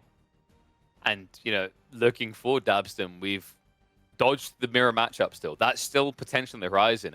It's starting to feel more and more inevitable that we could actually get to a 5th game and end this series with a Byzantine mirror. It's funny Mirror matchups are usually miserable to watch, but there's a few mirror matchups that are exceptions to that, and Byzantines is one of those for me. It is one that I don't like playing it, which fortunately haven't had to play that. But it's one that I wouldn't like to play it anyways. But watching it, it's fun. It's a lot of action. It's a lot of military mass that comes out. Byzantines, they're just a fun and aggressive civilization that also has a few different ways that you can play the game, so you can really kind of create your differences in a mirror matchup as well. Yeah, I feel Byzantine that. Mirror is so fun because you're actually seeing units that you usually never see from the Byzantines. You see the Kashik and you see the Cataphract. That's what's coming in a Byzantine Mirror. Dude, I love that. I think that's so true of both the new civs, right? Japanese is the same. You see them build all the units they normally don't. For example, like Onimusha makes sense in that matchup, right? I don't know what it is. It's something about the new civs where their mirror matchups are entertaining, whereas the OG civs want to put you to sleep. But it's time to see who is going to be on the verge of sticking their opponent down in that lower bracket, because, of course, it's a best of 5, and someone needs to be on the verge of match point here. Holy Island, a classic way of solving this. Juji and Japanese, at this point, have to be the de facto top 2 picks consistently being seen here. Beastie revealed a new way the Japanese can be played, a more aggressive way, a more fierce way that could give them the edge. Curious to see if PuppyPaw has been paying attention or is ready to educate us with something new in game number 3. And here we go. Wham spawning in on this north side as Zushi. PuppyPaw in the southern side as the Japanese. Wham in the yellow. Puppy in the red. And my first main focus is going to be the meditation garden spot. There are some juicy spots available. Actually, not that much for Wham, I want to say. Like, they're pretty far away towards the middle of the map. Like, these truly insane spawns, I want to say, like, next to the sacred side is probably the best that you can go for. Like, you get double stone, you get the gold, you get the berries. Maybe you can fit it there in the front side. No, you don't want it to go there because that's where the boar is. You can't put it next to the boar. That's a no-no. You're getting hurt for that. Yeah, I think it's probably just next to the double stone there. Double stone gold, you get some of the berries in there. Yeah, so or this one. That one also looks good. Yeah, and that one's a little bit safer, a little bit closer too. You don't have as much walking time, so the resources will come in a little bit quicker, which on water maps, that is all the much more important, as if you delay your feudal age by 10, 15 seconds, that can just prove to be the game right there. So I think I'm leaning towards the one that's a little bit closer to his side of the map there, a little bit safer for himself. And PuppyPaw, obviously, we know the Japanese, they are able to get just an unbelievable amount of fishing boats out just because they're so cheap, or cut them much earlier and get a quick age up too. Only paying 45 wood for every single fishing ship. It's such a huge bonus for them that just pays off so quickly. Shuji's Legacy, they do have those normal Chinese-ish bonuses where the dock does produce 10% faster. And they do have Imperial officials, where they even start with an Imperial official, which is very handy, especially on a water map. Getting that nice and early supervision on your dock, not on your dock, but on your lumber camp. Get yourself a nice little boost there when it comes to the wood income. But still doesn't feel quite as good as the bonus that the Japanese do get. Yeah, it's funny talking about the bonuses for water on the Japanese, because it's like the fishing boat one's great. And it's like, that's not the only one, though. There's so many other things that make Japanese strong on hybrid maps, on water maps, whether it's the Shinobi able to, idle out your opponent's docks, cause some extra damage, cause some burning there, or whether it's getting passive stone from mining gold to where all of a sudden you can get a dock emplacement later on if need be, or something of that sort. There's a lot of kind of different things that just all have themselves working towards the same thing for Japanese. Already have a second dock now coming in for PuppyPaw.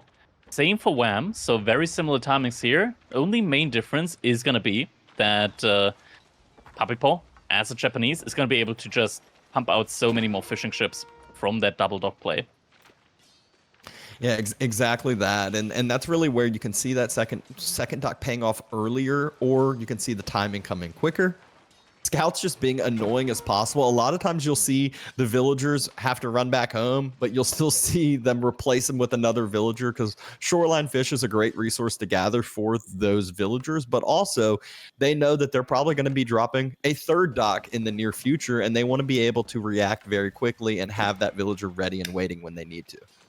Yeah, also when push comes to shove, it's very nice having a villager close to the shoreline, just because the repair speed on ships from a villager is like 2 times, or maybe even 3 times as quick as from a fishing ship. Truly absurd just how quickly it goes.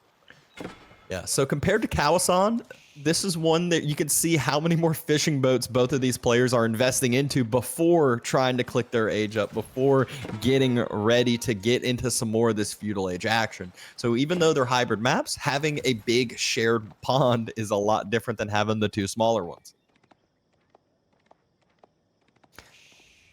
We're getting to the point, though, that Age I up's think... coming in soon, Yeah. Wham's moving out with his 4 villagers. There we go. That's the position we thought of, right? Surely he's going for that one. To the top side. Top side, yeah. Top side. There we go. Get the double gold in.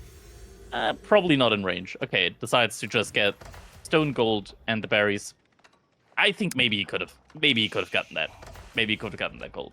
Maybe. I think so too, but you know, it's one that just get it down quick, get things going for himself. And on the other side, the Coca Township is on its way. 9 villagers building that one on up. So let's see what PuppyPaw has in store. Those Shinobi, I mean, I will say later on, you can still be annoying with them, but early on is really when they prove to be the most effective. Dog up right now for PuppyPaw. He's still producing fishing ship out of all 3 dogs. So at the same time, like the economy is still fairly even. PuppyPaw right now with the 2 fishing ship lead. Grant, there weren't too many docks up earlier. But here we go. Age up has come in. Do we see any ships coming in yet? Doesn't look like it. No ship has been queued yet. Yeah, there's not enough wood in the He built something. He built something with 150 wood. Did Wham drop a production building? I think he must. Or an outpost. I think I see a production building next to the wood line on Wham's side. Nope. Yeah, there's the archer range. Oh, there it is. Okay, it's a range. Yeah, you definitely need that against the Shinobi. Just 1 or 2 Jugunu, like on the archer range, on your gold line, not archer range, but on the wood line, on the gold mine.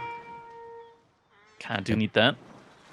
So we'll be able to at least deal with those first earlier Shinobi easier. Scout is right next to the Coca Township, so that's where you want to be able to track where that first Shinobi is going and follow it all along the path. But I think Wham just missed out on it. I think the Shinobi just passed the boar, and Wham wasn't able to spot it out with the Scout. Here we go. Shinobi is making its way over to the dock. There's still a villager there, so could pick a villager off as well as sabotage one of those docks. Could buy him a little bit of leeway when it comes to the production, but Jugunu actually moving forward here won't achieve too much because PuppyPaw was smart and he built an outpost and immediately is getting the emplacement on. And there we go, Jugunu just turning right around. Oh, there we go. Wait. Oh, there we go. Ship, help. He's like, please, please. Don't leave me alone. Oh, Springle able to hit. I thought that was going to be out of range, but Springle Chip's able to make the connection, and the Shinobi still barely alive. He's going to heal up. He's going to heal up. Shinobi do regenerate health, after all, out of combat. Maybe in combat. It's relatively slow. They do heal. A little bit of a short wall for PuppyPaw protecting up that wood line. And again, all things considered, we're at, this almost 8-minute mark and things are relatively even. PuppyPaw is up 1 single economic unit due to those probably just extra fishing boat, and that's it. Yeah, PuppyPaw, he's probably gonna try aging up soon, I want to say. Of course, I say that, and he immediately starts queuing horsemen. I was like, what's he gonna do with all the food? Age up? Oh, he's making horsemen now. All right, that's a play. And Wham, he's going to have to react, though. He's got a barracks starting to be built, and he's going to have to react with his own spears. So going to have his own little bit of a food investment, or else he would also be thinking castle age soon as well. Scout, though. Oh, maybe get the Shunshin in. Doesn't come in. Horseman. Oh, that Jugunu. He doesn't have a fun time. He shows up to work only to immediately get speared in the face by a horseman. And the Scout Mondays, am I right? Bird on away. We see the first little bit of moving up onto the water from Wham, but has to move back soon after that. Scout falls for PuppyPaw due to the choke. And again, now just a comes in soon standoff. for Wham. Yeah, right now it feels like Wham. He's macroing heavily towards Castle Age right now. Granted, the Castle Age is still discounted for Rudy's Legacy. He didn't go Song Dynasty, and there we go. Shaolin Monastery coming in now. We're gonna And see PuppyPaw not some far bald away. monks. Some of those Shaolin monks are not to be joked around with. They can hold their own in combat as well as obviously secure up those relics for themselves. So Wham gonna be able to the first moving out on the map for the relics. He's got some spears and some chooks to deal with the little bit of aggression on the land from PuppyPaw. But what I am worried about is usually when you hear Castle Age come out, it's the water that you end up taking damage on. Yeah, relatively even Navy at the moment, but the age up, it's coming in soon. PuppyPaw is going to get the notification, and now he knows, okay, maybe I do have to push it in a little bit, but he actually doesn't have as many ships. There we go, his own age up now getting dropped as well. Floating gate is coming in soon. The question is going to be, is it going to be in time? First major upgrade for Wham on water is coming in. +1 range on the Springle chips as well as plus 15% attack speed on them. Gonna be hard to deal with. He's gonna need some time. And the Springled chips is the main composition that Wham has been going with. Knew that was the reason why that is the first and biggest priority for upgrade for him. It's about to go through. PuppyPaw's starting to. I was about to say he was starting to posture forward, but I'm not too sure if I'd be posturing forward with PuppyPaw while I am aging up. There we go. Shinto Priest coming out immediately. And there's gonna be some Mounted Samurai out on the field very, very soon. And they're quite strong. I actually saw a video earlier today where the Mounted Samurai actually beat French Knights. Oh, Fairly impressive. Monk walked up, was about to try to grab that relic and said, oh, I see a couple of units there. I'm going to give myself an escort before grabbing this relic. Interesting. Units on the shoreline, that's a paddling. Yep, 2 horsemen get taken down by those boats, and the first relic has been secured by Wham. But on the other side, Puppy looks like he's going to go secure or try to deny the other relics. Fishing battle or boat battle on the water is finally commencing. Wham does have the extra upgrade, but Armored Hull is about to come through for PuppyPaw as the fight's going on. It finishes, so all of those boats become that much stronger. Behind this, that dog also had an emplacement, so a little bit of bonus damage coming in. Freeze getting picked off there. Wham's so trying to get a little repaired. more. Yeah, he's trying to get damage on the dock, but there's a villager there just hammering on away at it, so not really being too effective. Demo gets denied. Trying to get some more trades on the Springled chips. Demo's pushing forward for Wham. Oh! Looks like they're closing the gap, and a great connection for the first one. Big damage coming in. And 2 Springle ships go down. 2 Springled chips going down, another 2 to follow there. Wham is pushing up further and further into that water economy. But you said it, just maybe a little bit, flew a little bit too close to the sun. Definitely with one of those Springled chips. Barely alive, but doesn't actually lose any of the military ships yet. Demo's closing the gap, though. There's about 3 or 4 ships that might die. Oh, but the other ships get it in time. And over with the dual box, we can see relics actually being secured by PuppyPaw. So Wham got the earlier age up timing, but with the Mounted Samurai, PuppyPaw has been able to take more of the map control, denied up that relic, secured one for himself, and now is going to move across the map even further. Behind this, I mean, Wham, he does have a lot of demo ships right now. 6 demo ships ready to pull. And right now, PuppyPaw only with a single archer ship. If Wham just fully sends it in now, it's going to be tough for PuppyPaw to hold this on water. He's not going for it right now, though. Instead, he's reinvesting into land. Those Mounted Samurai just being too much of a threat for him right now to ignore it on land. Yeah, it's one of those. He knows that the more Mounted Samurai he gets, it's going to force more spears from Wham. And then what does he follow up that with? Knowing that spears are going to be weak against good old Palace Guards, and we'll be able to start sending some Palace Guards out and about as well. Some Mounted Samurai getting picked off there, and there's the transition into the Onabagacious. This is what we see from Japanese players on land all the time when it comes to Holy Island. You start off with the Mounted Samurai, you disrupt your opponent's economy, you hit them on the sides where it hurts, and then you transition into a big ball of Onabagacious. You get your Shiro relics inside of your barracks, and you just start pumping like there's no tomorrow. Exactly. And now we can see Wham's military numbers are looking healthy, but that's where a lot of the land units are trash army with the spears, but it's not all about the land, it's about the water, and we have just seen both water militaries posturing on either side, not yet able to fully close. Wham took a great trade and then stepped a little bit too far up and took some return damage back. We also have a Katana Bannerman right now on the field for PuppyPaw, so he's immediately going to start hitting hard now. Cap Trade, sadly, doesn't tell us just how many blacksmith upgrades PuppyPaw has, but I imagine he probably has some for the melee upgrades. Some fights now happening on water here. Archer ship is going to have to be careful now as the demo ship fleet from Wham is starting to come in. Still, only a single archer ship is getting taken down. There's nothing remaining to take care of these demo ships. And there we go, demo ships starting to get some connections. Ships are trying to split apart. Some connections are coming in. Oh, actually, that's so a big amount of sprinkled connections. There we go. PuppyPaw, he did a great job splitting the ships. The problem is with the split, there still wasn't anything to help take down the demos, so they all just split and then waited for the explosion to happen.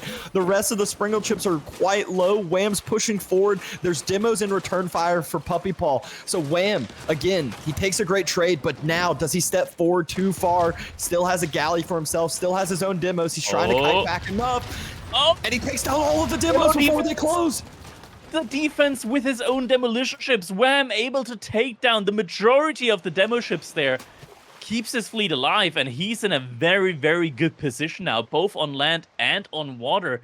PuppyPaw still building up his numbers with the Onabagacious. It's going to be one big clump of units that's going to try and get a fight in, but I think if PuppyPaw doesn't win that fight on land, then he probably won't have a lot going for him.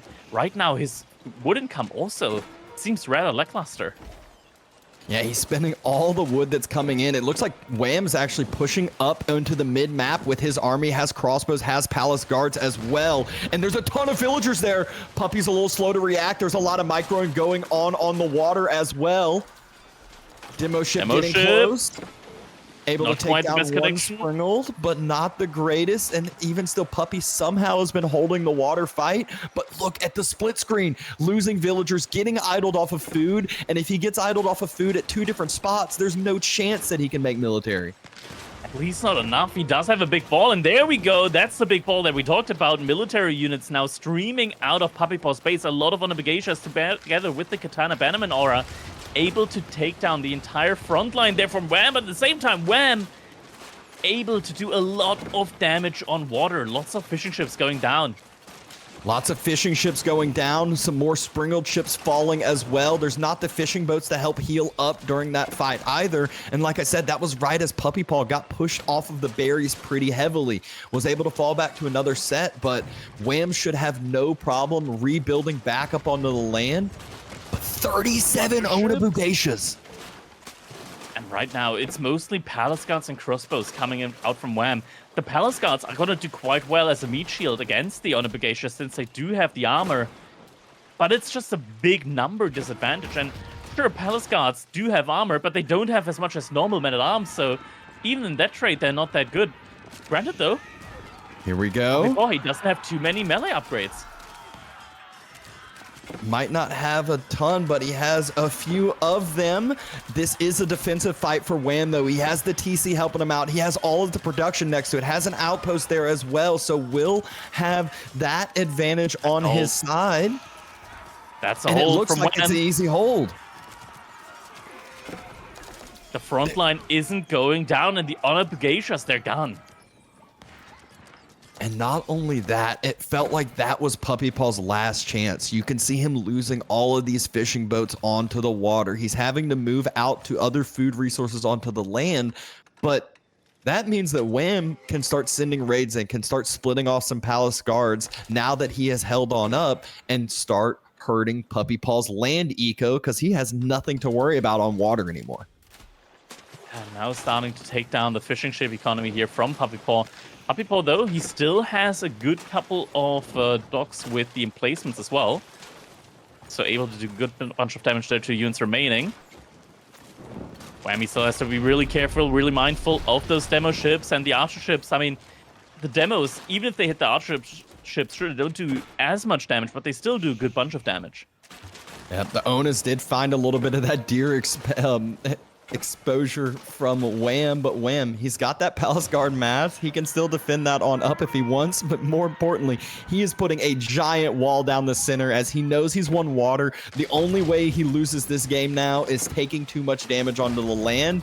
Walls are a great way to deal with that, to delay any timing push from Puppy. And another great demo. With the range upgrade as well. That one of those priests is carrying a Yorishiro relic with it. Don't want to have that on the front line. No, not so much. Ona's knocking onto the wall. There's a good amount of, but again, this is almost exactly what we saw last time from PuppyPaw, and I feel like Wham has more this time to deal with the mass. And now up to 23 Palace Guards, and at this point in time, the Onabugashas, they just don't cut it anymore. They're not good enough. They don't do enough damage here. Still missing some melee upgrades. Now the second melee upgrade is coming in now, so now they're gonna go from doing +2 damage to +3. It's gonna be a sizable damage lead on those units. It still doesn't feel like it's gonna be enough. Yeah, next set of ranged armor coming in from PuppyPaw as well, just because of how many crossbows there are, TC fire outpost. But again, losing more and more this timing. That wall now has been extended. Wham has half of the map fully walled on out, and it is soon to be the full map walled on out. So then he just doesn't have to worry anymore and just can start sending raids. And he can, and now just more and more of these Palace Guards coming in. There's a hole by the berries. It's not walled yet, yeah. I actually think it's a hole by the berries. Walled? I think it's walled. I think it's the resource glitch on the... It might be. Yeah, there it is. Oh, no. Okay, that feels really bad. Did Wham realize? I don't think he realized. It's not a big force. It's not a big army. No, it is not too big of an army, and he has his military close enough. He has his TC that's given him vision of it now. He spotted out some backside gold. And yeah, he took no damage from that, but should realize, hopefully realizes that that group had to come from somewhere. It wasn't hiding out in the corner. It's his walls that aren't finished. Yeah. Some outposts there next to the goal, but is likely going to have to pull the villagers away. Jumps on into the outpost. Go down really quick. Yeah, I was about to say, there's so many melee units here. They can just start torching the outpost. One has the reinforcements there, but at the same time, Puppy, he had to deal with the raid at home, so didn't immediately start torching the outpost. We have raids going on all over the place. First outpost falls. Units aren't falling quick enough. Second outpost will end up falling, but PuppyPaw, he's taking damage at home. It feels like base traits at this point. It does, but at the end of the day, it feels like even though PuppyPaw killed a lot of villagers here, Wham killed more. Yeah, Wham killed more, and Wham actually wasn't able to fully deny the water and secure up all of his side. So Puppy still has a force onto the water, so that's still going to be something he has to deal with. But a ton more villagers he was just able to find with this Palace Guard mass, so even more damage will be happening. Those Onas are just not enough to deal with the mass. A few Samurais coming into the mix now. Those will at least be a tanky spot, but again, not a ton of damage here yet without all of those melee upgrades. And behind all of that, I mean, Wham, he still has a ton of crossbows, so is going to be able to deal with the samurai. Villagers go through the gate. Oh, there was a gate there. There was a gate there. He needs to see that. He needs to react to that. Transport ship. That's too many villagers. Please. Oh my god. And suddenly it's even out. Suddenly the villager count is even out. Water's completely even too, and PuppyPaw's now the one that's stabilized. Puppy is the one that eco at home isn't being raided.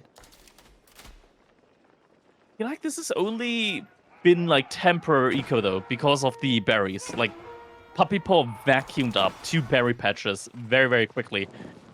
Double demos? What are they doing here? Oh, Wham, he's not reinvesting into water right now. He kind of needs to. He's getting raided. Oh my god, double demos there. More damage coming in, but I mean, look at that grouping now from Wham. A lot of Puppy's army was just splitting off, continuing to raid, but Wham has his group together. 35 palace guards. He's got 30 crossbows essentially there. Puppy does not have a lot of gold secured for himself. So I think that's going to be the big problem, is as he continues to use this gold, the rest of his veins are all on the front side. He went to that back one by the water first, and that's going to be the big kind of detriment for him. I think so too. And right now, Wham, with still a great military lead. I mean, sure, PuppyPaw for a little bit had the economic advantage here just based on the income. But now Wham, with the big military lead, I don't see PuppyPaw really winning any fights, but he's going to use the mobility advantage that his own Obligations provide him with. Just continue to trade. Those need to be stone walls. There's still the gap in the wall that hasn't been rebuilt, but Go landmark victory. Go landmark victory. Pull all the builds. Go for it. oh, it's too early for that. We are still at pretty close level here now. I don't think we're pulling the vills. We're not needing to pull the boys yet, but Wham! He's starting to burn the outpost. There's a bunch of houses. I was about to say he's starting to burn the TC. Villagers on the front side, deer. They're not reacting yet. This is another 15 or so villagers. Now they're reacting. Making it out alive there. And Wham's finally pulling his military mass back. I feel like he needed to do this sooner than later. It's going to be difficult for PuppyPaw to escape now, right? Yeah, there's that one gap in the wall to walk back through, so there's nowhere really to go. At this point, you just, I would say, trade for as much economy as you can, or as much military as you can as well. And behind all of that, not too many villagers went down for Wham at all. But it looks like he's starting to lose water. Demo's starting to move across. It's just been demos. It has been a slow trickle on the water, but actually both players, as far as water military, there's 0 ships essentially out other than 2 demos for Puppy. He might go and hit some fishing with those demos too. Behind that PuppyPaw, he has a good amount of fishing ships, like a really, really good amount at this point in time. That's just Japanese. It's so easy, like when you lose a couple of fishing ships, just reinvest in there. And actually, it looks like Wham just lost a lot of villagers there. It was the fishing boats. He demoed the fishing boats too. Oh, you're right. You're right. So yeah, that was one of the big keys. But again, PuppyPaw tries to move up with the mass again, and Wham's mass has been staying alive, staying healthy. He has been taking some damage, so now the roles have kind of reversed, where Puppy's eco is ahead, but needs to get that military mass going for himself again. This has just been such a back and forth here the entire time. Now demo ships are coming in. You only need one. Yeah. Maybe you need 2. Okay. He'll take the second one too, just to make sure it secures it. And Wham is actually about to spot out the hole in the wall with the unit chase down, and it also spots right where Puppy was moving out to gold. Oh, could be idling a lot of villagers over there. Puppy, though, he did also move over to the east side next to the shoreline, but there's also more gold available to him. Oh my god, the fishing ships are running. The fishing ships are running. Oh no! They don't know where to go! They don't see it. Oh, now they should. Now they should. There's so much going on, though. There's so much going on. He didn't see it immediately. He doesn't realize. All those demos getting taken down, but the gold vills, this is what I was worried about as well. Gold vills being idle, crossbows on the backside. They need to step up, start taking down all of those owners that are there. And I think the gold on the near the shoreline is almost out, but there's also a unit of Wham sitting there. So many villagers, so many fishing ships going down for PuppyPaw right now behind this. Yeah. Oh, he found the gold there as well. I don't even think there's much gold there left anyways, but all the fishing was being taken down, being damaged. And again, the rolls just keep flipping over and over and over. But Wham, he's kiting back, still has a good crossbow mass. And there is some siege onto the field here. We have 2 nested bees. Obligations are able to clean up a lot of the crossbows there, but reinforcements with the nest of bees able to clean that up. And at the end of the day, once the dust settles, PuppyPaw below 50 economy now, 30 minutes into the game. Oh, here's the nest of bees fire you want. Oh, nope. Just able to turn back and run away. But the Onamass now becomes so much less effective with double nested bees if the armies are staying grouped together. Palace guards are still continuing to split off, still continuing to idle Puppy. Somehow at this game, we're at the 30-minute mark and Puppy's sitting at 70 total population. Outposts are fully upgraded. I mean, to be fair, you can't build keeps as Japanese in the Castle Age, so might as well pump all of your stone into these outposts in order to get at least some security in on your resources. Nest of Bee. Nest of Bee's gonna fire here. This little gap does prove to be a very nice choke point. Villagers, once again, have to go inside the outpost. PuppyPaw has some gold remaining, but when you look at the rest of his economy, there's nothing. It feels very barren, and it's just everywhere we look, every time we see the observer, we see a little bit of a swap on the camera angle. There's always a palace guard randomly there. All throughout Puppy's economy, there's just nowhere he can go that actually is safe, secure, and stabilized. He's also lost water now. He is down to 40 economy. He's trying to do some return damage somewhere, but steam is running out. He is feeling like his economy is barren. Everything is starting to just run ragged. He just keeps pushing in behind us, and at this point in time, I would be hard-pressed if PuppyPaw can do a comeback. I feel like this game is going very much in Wham's favor now at this point in time. Yeah, this is definitely, the beginning of the end. There was a lot of back and forth for a while. It was just flipping either side back and forth. But now is the time where I don't think Wham can mess this one up. He is so far ahead in the military, so far ahead in the economy, has the control, doubling down on the walls as well. So knowing that the ways he loses is just these small little mistakes, and he is not going to make those small little mistakes. These continuous, just small little raids from Wham throughout the entire time. PuppyPaw causing so much idle time, and now here, once again, a raid on the wood line. Just losses that he can't really afford at this point in time. And the Palace Guards just keep coming. Yeah, there's pings all over the map for PuppyPaw, and I know this is one of those where we're watching fights and it's like, oh, why isn't he microing? I can't believe he threw that Springle chip away, and it's like he can't pay attention to all these different things, and this is exactly why. More and more damage coming in. He's down to 28 villagers at the 31-minute mark, and that's not including fishing ships, as I think he's got 20 fishing ships out probably. Yeah, that is included. That is including the fishing ships. It's 27 total, and there we go. GG gets called, and we have one player here now on match point, and it's gonna be Wham.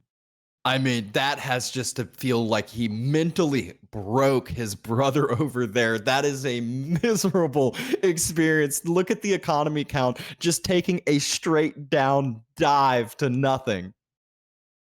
It's been mentioned over and over again that which one of the twins is the older one by like so and so many minutes. I think Wham is okay. I actually have no clue off the top of my head which one it is, but if it was PuppyPaw, Wham is challenging that one. Okay, I'm getting confirmation. Allegedly, PuppyPaw is 2 minutes older. Wham is challenging that position right now of older brother.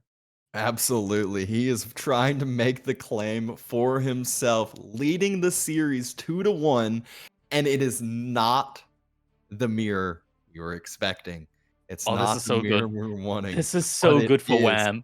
Oh, it is English versus Byzantines, and I think he knew. I mean, it's one of those Dry Arabia comes up. It's game decider. You're not going to choose one of your weaker civs. You're going to pick the best of the best out there. So Byzantines was what PuppyPaw wanted. Wham knew that was going to be the choice. So he is trying to give himself a better matchup here, as well as leaving Byzantines as his final pick if needed on Rocky River. Yeah, Byzantines, they have very few bad matchups, but this is one of them. Up against the English, a civilization which also has access to the longbows.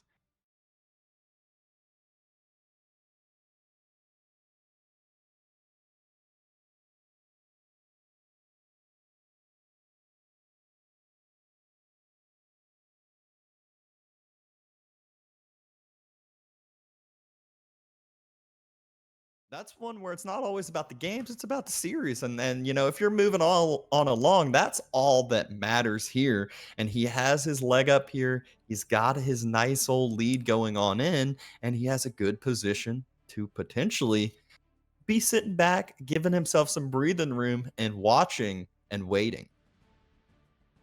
We were just talking about the player cards, and turns out nobody was able to hear us during that little scene there.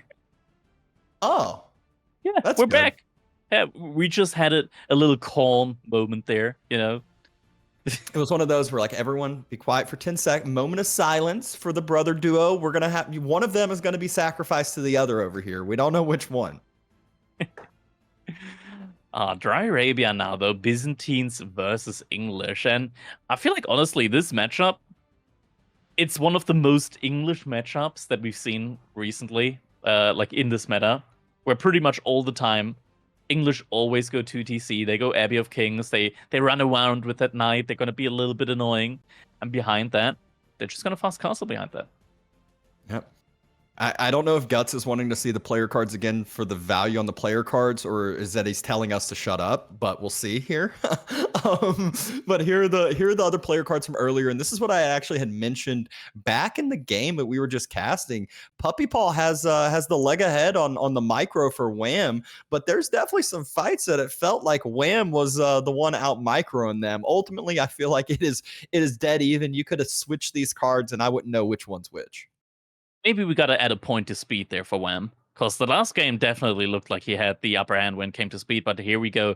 Game number 4 is on its way. Wham now on match point in this brother versus brother matchup here in the finals for the winners bracket for qualifiers for the Red Bull Wololo. And here we go. Dry Arabia.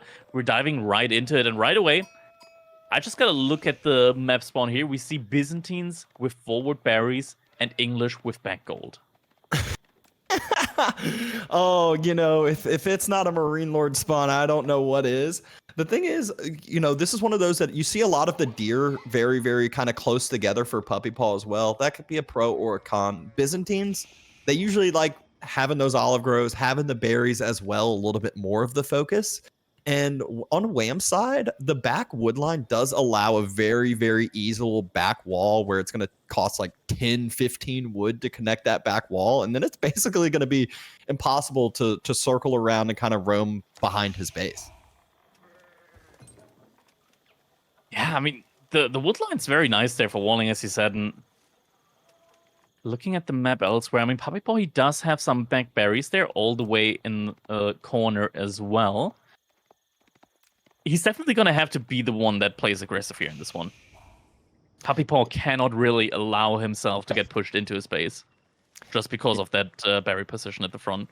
Yeah, and fortunately, he's playing against a Civ that likes to give up the map control other than, like you said, having that king roam around being annoying as possible until Castle Age ends up paying off, until they get that leg up. They've had their farm transition. Their farms are fully online. Everything's up and running and rolling.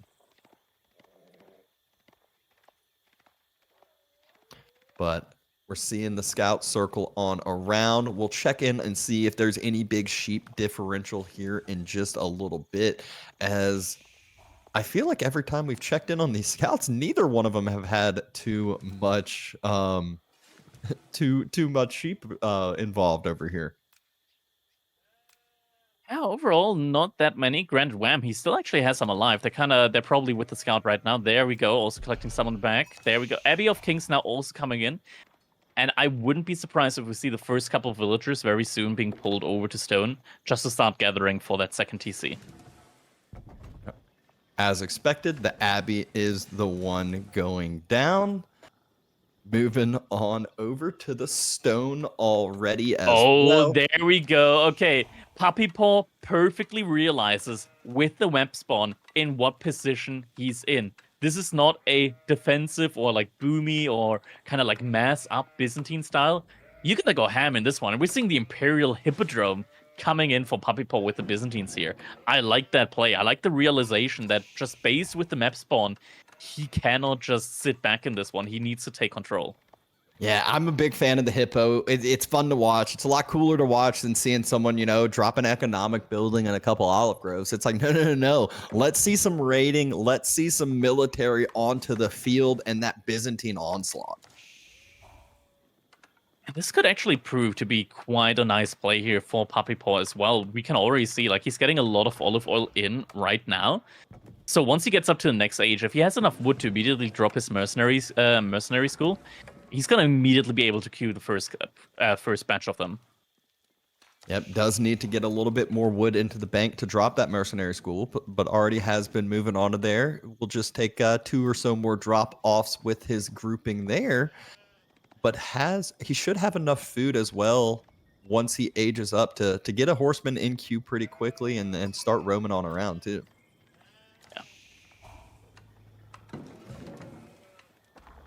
Horseman definitely gonna be the name of the game here early on. I'm just guessing a horseman and javelin thrower composition early on coming in from PuppyPaw here would make the most of sense. You can, in theory, also go for longbows against English, just because with the Byzantine oil income, you can actually get like a very similar amount of longbows to the English. And it looks like Wham is prepping for a TC drop potentially next to the stone forward onto those deer. So wants to kind of secure himself up some food. But one thing we know is Puppy's planning on this aggression here. And if you're dropping a forward TC, this isn't a forward TC like ABBA where you got some extra fire armor on it or something. It's just going to be a forward TC if that's what he is deciding on. Forward TC definitely doesn't sound the best in this situation. Should probably just be on the gold mine in the back. Where's it gonna go? Don't drop it on the deer. He's doing it. He's doing it. I told you it's game. Oh no. Okay, he's playing right in. Yeah, he's playing right into PuppyPaw sand here. Look at the horseman's gonna arrive, but the king's there to defend it on up. But this is where again, TC's gonna go up. But like PuppyPaw now, he can just play the mercenary game into the Kira Siphon and be fine with that. And just like 2 Kira Siphons able to easily push that TC. And the horseman, where's the king? Hello, the king. The king ran to raid. Oh, that's an early triumph though. Oh, is he gonna get the Vil? He's gonna get a Vil, please. That's a Vil, and he can get on out. Loses the scout. Nope, he's gonna lose the horseman too. I mean, I guess he's a little time in the TC, right? He's saying, all right, good enough. My thing here is this is one of those plays that you see the TC and you don't go, oh my gosh, I need a TC. You go, okay, he dropped a forward TC. This is super greedy. Let's just do like the Vortex thing or the Lucifron thing that's like, all right, in 2 minutes, I'm going to have, 7 horsemen, 2 sets of my longbows and be dropping a Karasife and diving the TC. Like that's all we need to do. Not allow the TC to pay off, punish the play. One thing we got to remember is that Wham, like the TC, the secondary TCs, they've been nerfed. The range is no bueno on them. Longbows outrange them. They actually outrange the TC fire. You can have like longbows almost firing on the TC and the TC can't fight back. These deer that are literally right on TC can get denied by longbows. Another horseman roaming across. First set of longbows about to be on the way, and it's still just the king for Wham, just the king for Wham as of now. But there is the first horseman in queue for him. So will we see some of the Limitanai start to come out for PuppyPaw? Villager will get picked off from the king. Set of those forward berries. Yeah, those forward berries have been kind of greedy, right? They have been greedy, but now with reinforcements, now might make things a little bit easier. Horsemen trying to take the fight will be able to heal up as needed. Now we're getting the double stable drop and some spearmen coming in as well. The king able to defend quite nicely there, and yeah, as you said, like he'll just be able to heal up again. Yep. PuppyPaw trying to not allow the king to heal up, trying to do as much damage as possible with these horsemen. They're just barely poking though, and then right as the king gets close to the TC, they got to run on away. Puppy though, the numbers that he has, they're climbing fast. He's about to have double-digit horsemen out onto the field, but everything Wham has trades pretty efficiently into the longbow horsemen. He's got the king, and then he's going to be able to start diving the longbows with his own horsemen himself. feel like the longbow build-up has been a little bit slow, though, so far from PuppyPaw when it came to the berry income. And Grant the King was able to do a little bit of idle time there. Triumph coming in. That's not a fight that PuppyPaw really wants to take there. One of the horsemen also going down. Longbow's doing a great job at finishing that off. Get Yeah, a like little numbers bit so of damage far. here and there on the villagers too. 8.5 minutes in, only one mercenary batch out right now. Doesn't feel too great. There's a lot of villagers still on sheep here, not gathering oil. Yeah, it definitely feels slow in the mercenaries, but he has still done a good job of just continuing to build that lead, cause a little bit of idle time here and there, trying not to overstep.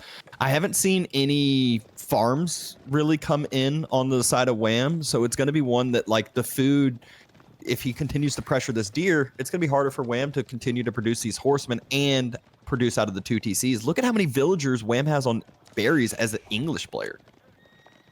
It's a surprising amount for sure. I think he realized that he can't, in this situation, like make a farm transition as well. It's just gonna be slightly too expensive here for him. Villagers once again getting idled out there on the berries. Even gonna lose some of these very, very precious mercenary units. That's a lot of villagers going down. Was Triumph even pulled there? I don't know if Triumph was pulled. He's on the next set of villagers as well. This is a ton of horsemen. You cannot... That's a lot of spearmen, though. Oh. Like, actually, not a lot, but 2 spearmen just doing the work there. I'm not sure if he thought those were villagers, but... I thought there was only 1 spear. The second one I didn't... I thought it was a villager as well. That's some hefty... The second was hiding in along losses. with the villagers, but yeah, some big horseman losses for sure. Allows Wham some breathing room too, as look at the military numbers now. They're pretty even, and PuppyPaw lost a little bit of that steam. He did, and now, I mean, going back down to just 3 longbows, it takes a while to build up the mercenaries, but yeah, we talked about it. It's just such a slow build-up right now when it comes to the mercenaries. That's like one of the things that you lose when you go for the Hippodrome instead of the Grand Winery. You're only getting 750 olive oil out of your just first initial berry patch instead of 1,250. So you're losing out on pretty much an entire batch of longbows early on. Yeah, oh, there we go. Triumph coming in. Numbers for the horsemen are still on PuppyPaw's side. There's the spears, but the spears for Wham are sitting into the berries, sitting under that TC. I saw a Karosiphon start to be built, but PuppyPaw wanted to move a little bit further forward, I think, before building it, as it would take a long ways away to get there. And now we are starting the first build. I'm scared for Puppy in the fact that he doesn't have any spears. We're now starting to see some. Yeah, we're now starting to see Wham have longbows, and now it's to the point where if PuppyPaw makes spears, he's going to be lacking the numbers to actually hold up this defense now, because the longbows can pick him off. But Wham can ultimately just dive the longbow mass, dive the horseman mass, and I feel like this is a good enough fight for him with the king. The thing is, every time he takes a fight and doesn't kill a unit, that unit's always getting healed up again, and that's just happened time and time and time again. To the point where right now, PuppyPaw's military, it's pretty much even, but Wham's 10 villagers ahead. Yep. Second Karosiphon on the way. So how much damage can this do? And after these trades happen, will Wham be able to reboom back up on the military if he loses enough? Because like we said, the farm transition hasn't been there. He's been on these deer for a while, but if this TC goes down, that's no more deer it won't for go him. down. With this many horsemen and no spearmen there, Wham can literally just snipe down the Karosiphons with his cavalry. No worries there at all. Spears starting to step up, getting a little close to the sun though. Longbow's doing a great job of sniping down the few spears that Wham had. Fights being taken, but now it's super hard to actually snipe down those spears. Horsemen should be falling much quicker for PuppyPaw. Karosiphons, like you said, immediately fell, and this is looking like a good hold from Wham. A solid game plan and situation from him, as it's just playing that defensive English game. And he's just having the military lead almost at this point in time. King does go down. Might want to pull back just for a little bit. Doesn't have the aura anymore on his units for the bonus attack speed. He at least stills, again, I think this is one of those where he might not have been taking the best trade, but he's taking trades away from his TC. PuppyPaw has 10. How many stables does he have? Please tell me he has another Hippodrome. stable. One Hippodrome. He doesn't have another stables. He does have one more. One. And to be fair, they're boosted, but they're not connected. The cisterns, they're not connected. Oh. I mean, this is just a couple of big mistakes you wouldn't expect as much coming from PuppyPaw here. A good horseman raid potential. Villagers were starting to run back, quick reaction, and no actual damage done. Oh man, I'm behind all of this. I mean, PuppyPaw, he could have gone up actually if he can. Okay, he's about to still go up with a lot of horsemen out. Maybe another timing again though. Oh, but this is a crucial timing when Wham is causing idle time on the gold from PuppyPaw. He doesn't have enough yet. He's gonna go back now. He was 7 gold short, and this is where now the worry I had 20 for seconds. Yeah, the worry I had for Wham was the food, and looking at his side now, it looks like he's got a full farm boom going in now. Yeah. And this is just 20 seconds shaved off of PuppyPaw's age up time at a moment in time where Wham is 15 villagers ahead, and the push onto his TC didn't work out. But it might be a push number 2 attempt, because PuppyPaw, even though he's aging up, he's still got 18 horsemen out on the field. 18 horsemen, if he is able to get the next, I mean, ranged armor to deal with all the TC fire and the sprinkles from the longbows, and obviously veterans on the horsemen, it's hard to take down. Those units become so much tankier. Your longbows are doing 1 damage a pop. Yeah, Wham, he's gonna have to hold for an entire minute right now in order to get to that white tower position. Granted though, even if his TC goes down right now, as long as he's able to keep his villagers alive, he's still gonna be in a decent position. Yeah, TC goes down, all the farming's on the front side, so that's the one kind of opportunity, one thing PuppyPaw has going for himself. He's going ahead, getting the veterancy on those contracts. Needs another drop-off to get the veterancy on the horseman, I believe. There it is. White tower needs to come in ASAP here for Wham.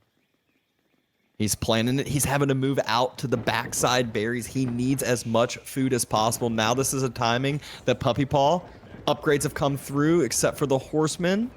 But that is the one of the key ones. That's your front line. That's the tanky unit you want to actually have that's diving, that's taking the majority of the damage. It's about halfway there, but Wham, he doesn't feel like he can wait any longer. He's taking the fight, taking this timing. Longbows do so much more damage to the horsemen on the other side now. This fight looks completely different. It does. Triumph now coming in as well, and sure, Wham has the attack speed aura, but that is nowhere near enough. He's reinvesting into units, pushing himself further into the feudal age, or at least not getting up to next age just as quickly. Villagers going down. Villagers garrison inside the TC will go down if they're not being rushed up as well. Oh, this is so bad. Granted though, he's losing a lot of horsemen. Villagers on the TC not moving. All of them going down. Longbows still peppering things from the backside. Kara Siphon's focusing on the mine. Ultimately, though, after all of this, PuppyPaw, he's only down 8 villagers. Wham hasn't yet stabilized for Castle Age, doesn't have the gold to do so yet. It's on the backside. Farms are starting to go down, and Wham, he's all on the berries on the backside. He's moved out over to the deer on the west. The longbows. Food is his problem. PuppyPaw is throwing his longbows away. He just threw them all away. There were so many veteran longbows just gone now. They're gone. Wham's fine. He's stabilized. But look at what else is into the mix. You said it only comes out on Byzantine mirrors as much. Will it actually be effective here? I'm saying Oh, the cataphracts. 2 cataphracts in queue. More horsemen in queue. The white tower is being dropped. Will it get finished quick enough? 21 villagers building it on up. I'm saying that's not gonna be enough. 2 cataphracts now coming in. He lost so many of those longbows, which are so valuable in this kind of situation. Going for more villager picks, trying to delay this white tower. It's just too late. He's going to lose all of these units here, just doing, again, as much damage as possible before those units fall. Puppy still, after all of this, after having 2 TCs for that long, Puppy is only down 6 villagers with how much damage he was able to do. PuppyPaw actually killed a lot of villagers, 20 villagers overall. I want to say that, in theory, if Wham managed to save more villagers, which he could have done, those 8 villagers inside the TC, if he just pulled them out in the opposite direction, could have still had a lot more villagers alive. He's still in such a good spot right now. He's able to mass produce knights right now as well. The only thing that he's lacking still is gold. Yep, and that is where he does have that extra northern side gold behind his walls. Deer making sure they're denied, but Whams, he's back on all his farms that he has. Yeah, he's back on all the farms. This is where if he had one or two of these horsemen during the push he was having, that's where Wham would have been fully idled on food. Will we finally start seeing some of those cisterns get connected, start to see some of those better bonuses? Looks like we will get level 3. PuppyPaw is actually doubling down on the cataphracts. I mean, with Triumph, the movement speed is actually really valuable to those cataphracts. The healing is also very nice for them because they're actually alive for the majority of that Triumph buff. I mean, you said that, like, you know, Wham's going to be able to double, triple down on these knights. Somehow PuppyPaw already has 6 cataphracts out. That is nothing to joke around about. Longbows are able to snipe down one of the knights, but all those longbows should fall. A little bit of out of positioning there. Knights trying to get away, but it will. Yep, gets taken down as well. So at least not thrown away for nothing, but still a lot of longbows falling there. Cataphracts being revealed though. And this tells Wham. Maybe some crossbows aren't a bit. Yeah, maybe some crossbows, maybe some more spears. Yeah, maybe no more longbows as those cataphracts. Or maybe more knights. Instead, he puts 3 more knights in the queue. PuppyPaw has a ton of food into the bank now. Yeah, the thing is right. Like, he needs just more gold for these cataphracts. They're so expensive, man. They're 150 gold each. I think that's going to be Cistern level 5 now coming in from PuppyPaw. So this is where the Byzantines are going to be fully online. Yeah, 25% bonus on that economy as soon as that connects. And definitely not something to sneeze at. That is very, very potent for the economy. Yeah. It feels a lot different compared to the other games we watch where someone hits castle and it's all about the first 3 minutes in Castle Age or relics, and relics. We've been in the Castle Age for a good little bit now. No relics secured, but a good raid by Wham on the backside. PuppyPaw losing a decent amount of villagers, and it's not only on the backside, it's onto the boar as well. So Wham's starting to hit the food that PuppyPaw was on and getting some damage done. Frank's out on the front in masses. That is a lot of them. With the support from the longbows as well. PuppyPaw trying to get a big push going here right now. Wham, he's still doubling down on that mass knight play here against the mass of cataphracts, and I'm doubting. I'm doubting right now. The cataphracts are taking missing those upgrades. Both of them missing blacksmith upgrades. Cataphracts taking the trades. Longbows on either side just doing the best they can to help. Triumph has finally been activated. Cataphracts utilizing that charge, not able to go through any, or stampede or whatever it's called, not able to hit any of the longbows. But the night mass from Wham is getting thinned out pretty quick. He needs a white tower here, and you definitely need to pull back the weak knights. There have been so many knights here in this fight that Wham could have pulled back. This becomes a little, like, very important even in this stage of the game. Sometimes you lose the stampede. You lose track of it, but you still have the Abbey of Kings to heal up.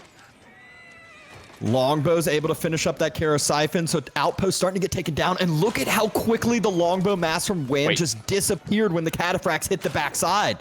Does Wham not know about the gold in the back that he has? Is that not scouted? He must not. Behind the market.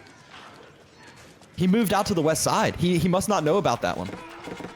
Oh my god. Yeah, he doesn't. Oh, he can see the edge of it. No. And now PuppyPaw, he just found the other gold. The cataphract hits it. Oh, that's it. He has gold, but he does. No way. No way. No actual way. A little bit of a scouting blip. This is why it's always important to reveal the whole entire map. Just 90% of it, 95% of it's not good enough. This could have been such a non-issue for Wham here. Had he scouted that gold. Even the monk that he sent out now gets revealed here. Oh man. Suddenly the entire game kind of flips around again. completely flips upside down. Wham, he's at a military deficit. Villagers looking much more even, but remember, Byzantine's got that extra eco bonus with the cistern, so the lack of villagers doesn't matter as much. They also got olive oil coming in that English doesn't. Cataphracts taking in another trade. Knight barely able to stay alive, but another Cataphract circles around, finds a few more villager picks, and then another's one split off from there that's going to go hit some farms. So soon enough, we're going to blink. This villager count's going to be dead even. Yeah, just about. Wham, he might actually want to add in another TC again at this point in time.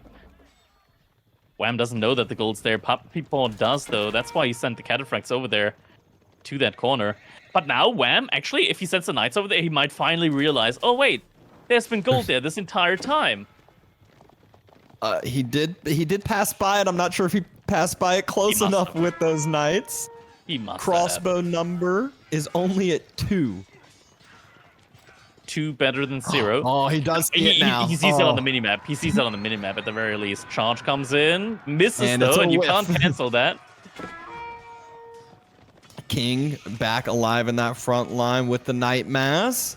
But Cataphracts are just doing a great job getting on top of the range, taking the good trades there, and PuppyPaw just continuing this onslaught. More units coming forward, more units coming forward. Wham just moved out to the west side gold again.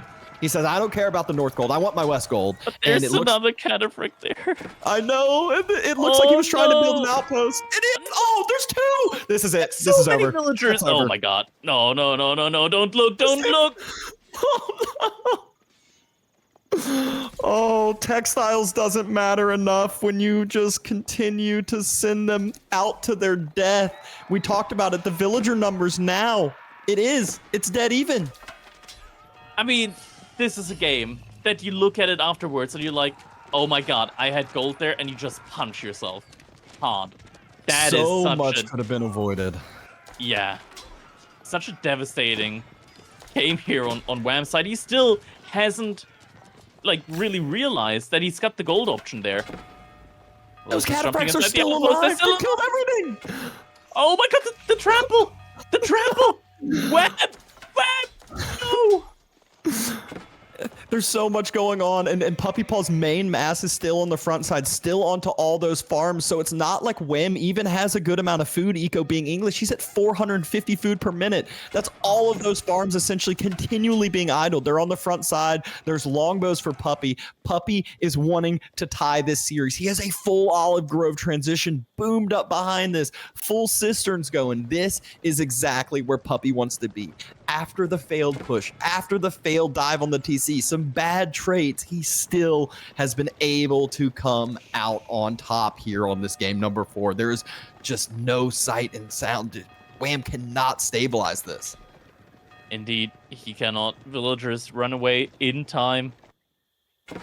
Keeps now also going up in the middle. 3 gold. villager keep. You can't afford it. You don't need more. That keep's gonna go up in like 2 minutes from now, and there's nothing that Wham can really do to deny that right now. He starts to spam out those spearmen. But PuppyPaw, he's getting more and more of these benches of the longbows out. He's got more longbows than Wham. And he's also got land snakes now coming into the mix. He's gotten back onto the horseman mass. Wololo, not quick enough. Oh. And You know your Wall's heart not always quite skips able a beat when you see the Wololo about to finish up. In any time, even though I'm like, oh, that was 100% getting killed, I still was like, I don't know. Knight's trying to circle. Wham knows he's been taking damage. The way to get back onto the other side, to get the leg up, is to do some raiding himself. He found success earlier, and again, he will find some success here. Getting back on the upper foot a little bit. Horseman sent to deal with the raid. Not the unit that trades well. Yeah, some Landsknecht in there as well. And actually, it's just so many horsemen, and with the Triumph, they completely negate the armor from the Knights. Yep, they just said, I'm going to out-heal any of the damage the Knights are going to do. I will do enough damage to take you out efficiently enough. Longbows stepping back on that front side for Puppy. And I wouldn't be surprised to see him start sieging down the White Tower soon. He's noticed the gold. Oh my god, he finally realized, oh wait, I have gold the entire time. 4,000 gold in the back of my base. Oh no. I mean, that is one of those two that you have to have a short memory in this game, because if you keep, this is one of those, you can keep thinking about this in the next game and you're like, God, that gold, God, that gold. You got to move past it. You got to just get into the next one. Man, that is just such a frustrating game. And these kind of games can happen. PuppyPaw, he's on 3 horsemen, still 8 more in queue, and he can soon go up to Imperial Age. Yeah, that horseman mass, even with the spears that Wham has, which is it's a nice grouping of spears, but with Triumph, with longbows, with land snakes, what a good military composition here from PuppyPaw. More knights circling though. He's got to deal with these raids, or else Wham will start trickling himself back into this game. He might be able to. Knights are pretty weak though. 9 more horsemen in queue. Just unbelievable amount of cavalry in this game. It's a lot. And there they go. Here they come. Under the White Tower. They don't fear the White Tower. They got armor. Is it going to be enough, though? More villagers jumping inside that White Tower. Triumph getting pulled a little bit early, potentially. The spears not being the front line yet, just trying to protect up those longbows. Now the spears step forward. PuppyPaw, he says, maybe I flew a little too close to the sun. I'm falling back here. That's a lot of spears, and that's the English White Tower. Yeah, definitely not a fight that he wants to take there. At the same time, though, Wham might also be moving out a little bit too far at this point in time. Granted, a lot of the longbows have been cleaned up. Still doesn't feel like it's enough spearmen. There's just still enough longbows remaining here. Cataphracts surrounding now as well. Yeah, it was a lot of spearmen. It didn't feel like a good fight, but it still was a good fight for PuppyPaw just due to the sheer numbers that he had.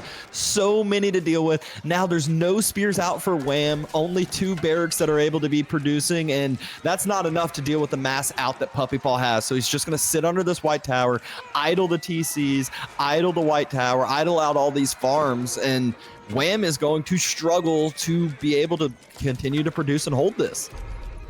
Behind all of that, I mean, all these unit kills as well, giving PuppyPaw just so many stacks of Triumph that his units were still healing behind all of that for the most time. Next groups of longbows, next groups of horsemen moving back forward yet again. Please go up. Please go Imperial Age, PuppyPaw. It's time. You don't need 12 horsemen in queue. Make it 5. Go up. Oh, this is so easy to do when you're watching games and casting games. You'll like look down and you're like, you can easily just cancel a few units and go up. And it's like, nah, I don't know. But going up right now would be the easy into the game for Puppy. Making sure to continue to deny the relics and sacred sites, as now we finally see a little bit of that. Wham was able to get 2 relics throughout all of this craziness, even having 0 map control. Did you know that Marine Lord plays without like the build queue overlay? Really? The global queue? Yeah. I think he enabled it a while back, but like up until I want to say like half a year ago, he's had that off the entire time. I've asked him so many times why. He says he doesn't need it. He knows the buttons he's clicking. That's why he floats so much wood all the time. Wood's the good resource to float, of course. It gets the, you could transition to farms, drop more production, it's more archers, exactly. But PuppyPaw now is at the point where he's starting to burn production. He's still taking fights in the middle that are less than optimal, but good enough for him considering the lead he has been in for quite some time. We're getting the 32-minute wheelbarrow for Wham. Oh, that feels bad. And now Imperial Age has come through. Wham throws in the towel. It will be a game number 5 for the Canadian brothers. Game number 5. PuppyPaw able to even it out once again. Oh, that's the wrong game. Just flashbacks. It's okay. We're just looking into the past because we're getting ready to peer into the future. A 5-game series between the 2 Canadians, and I'd have it no other way. And you know what? Maybe we need to reassess this, Crackety. I know you were there. Your opinions on Horsemen after the recent buff. Has this changed your mind? Was it enough? Are they actually worth it now? I've said it time and time again. I think in Castle Age, they're not a bad unit. In Castle Age, they're not a bad unit. They're finally, like, with the veterancy upgrade, they're getting those few necessary stats to finally be able to live longer and deal more damage during those raids. Like, actually able to deal damage to villagers. In Feudal Age here, I kind of felt like vindicated over and over and over again. What, you didn't like the part where he pretty much would have had what he needed for Castle Age, but decided to invest in another 12 horsemen? It wasn't Castle Age, right? No, yeah, you done it in Feudal as well. In Feudal Age as well. Yeah, He had he did that a out of couple the two times. stables. It was a lot. It was a lot of units out on the field. It's wild as well, actually. Like, what I've been noticing of these two, Dabston, we talked about it before we got on the show, is that, you know, I'd say PuppyPaw's more aggressive, Wham's more defensive. And I feel like that's the way this is consistently played out. It feels like PuppyPaw's either closing the game quick enough, or when things settle down, Wham seems to have that defender's advantage that puts him forward. Yeah, exactly that. And the big difference with this last game was Wham did settle things down, but when he did, he had lost a TC. He had lost 20 plus villagers. So when he did, it was a point where Puppy had done enough damage to get his leg up ahead. The boom, the macro play behind it didn't pay off for Wham. The other games, it did for Wham. So that was the key difference this last one. Yeah, it's interesting actually, because I remember when we had Marine Lord on the cast, Crackety, he mentioned something about this. Is like, you think it's good to be the aggressor, but at the absolute highest level, mastering defense eclipses it in Age of Empires 4. Yeah, that's true so many times. Like, greed usually can just win you games the long way around in so many ways, right? Like, I'm just looking back at this game, and I'm thinking, sure, there've been so many things going wrong, right? Like with the gold in the bank that wasn't scouted, time and time moving out to other golds. I think the game could have just literally been decided with that first TC if it was put in the back. Yeah, which is the traditional route, right? It's to go on the gold. Like, I think sometimes we see the deer play. It used to be traditionally for a fast castle build, Dabston, especially in the good old Altai days. But do you think it's really necessary to do this horseman build? Was it maybe a case of Wham was handcuffed to that to be able to keep up with the Hippodrome? Yeah, I definitely think he had to react to the Hippodrome, but I think the play on the deer was greedy. We saw when I saw him pushing it in, I called it out and I was like, he's gonna drop the deer, he's gonna drop the TC there and crack it. He's like, no, he's not. He's gonna go on the gold because that's the smart play to do. Well, he chose the greedy play and it did not pay off for him. He did kind of run out of room. All of his farms were on the front side. If that TC had stayed up, it would have been a great positioning point for himself. But instead, it went down. All of his food eco was vulnerable. All of his production and things were behind, but he didn't have room to do things anymore. And of course, we can't ignore the vicious reminder of scouting the entire map. I mean, Crackety, like in that situation, how do you just push that out of your mind, right? Like, you're on match point, you're on the verge of making it 3-1 to dunk your bro. Now you have to go into a game number 5 where arguably you are kind of counterpicked out here, right? We know Mongols have been doing really well against the Byzantines. Surely the biggest challenge, though, has to be Wham getting over that last game.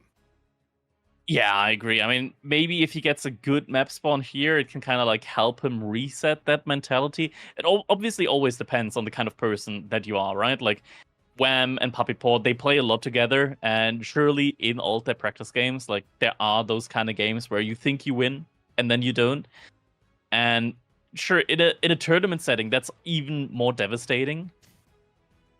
It's tough to say if Wham's the kind of player that's like easily able to just push that out of his head and just focus and go again. I mean, you say good spawn will help him. I feel like that will hurt him. If he sees 2 goals next to each other, he'll be like, great. Wait a second. Game 4 was cruel to me for this detail, but we're going to have to find out who this is going to favor.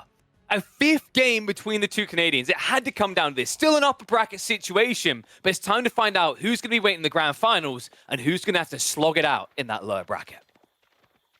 And here it begins. The game decider between Wham and Puppy. Wham is on the Byzantines in the color yellow, and Puppy playing as the Mongols in the color red.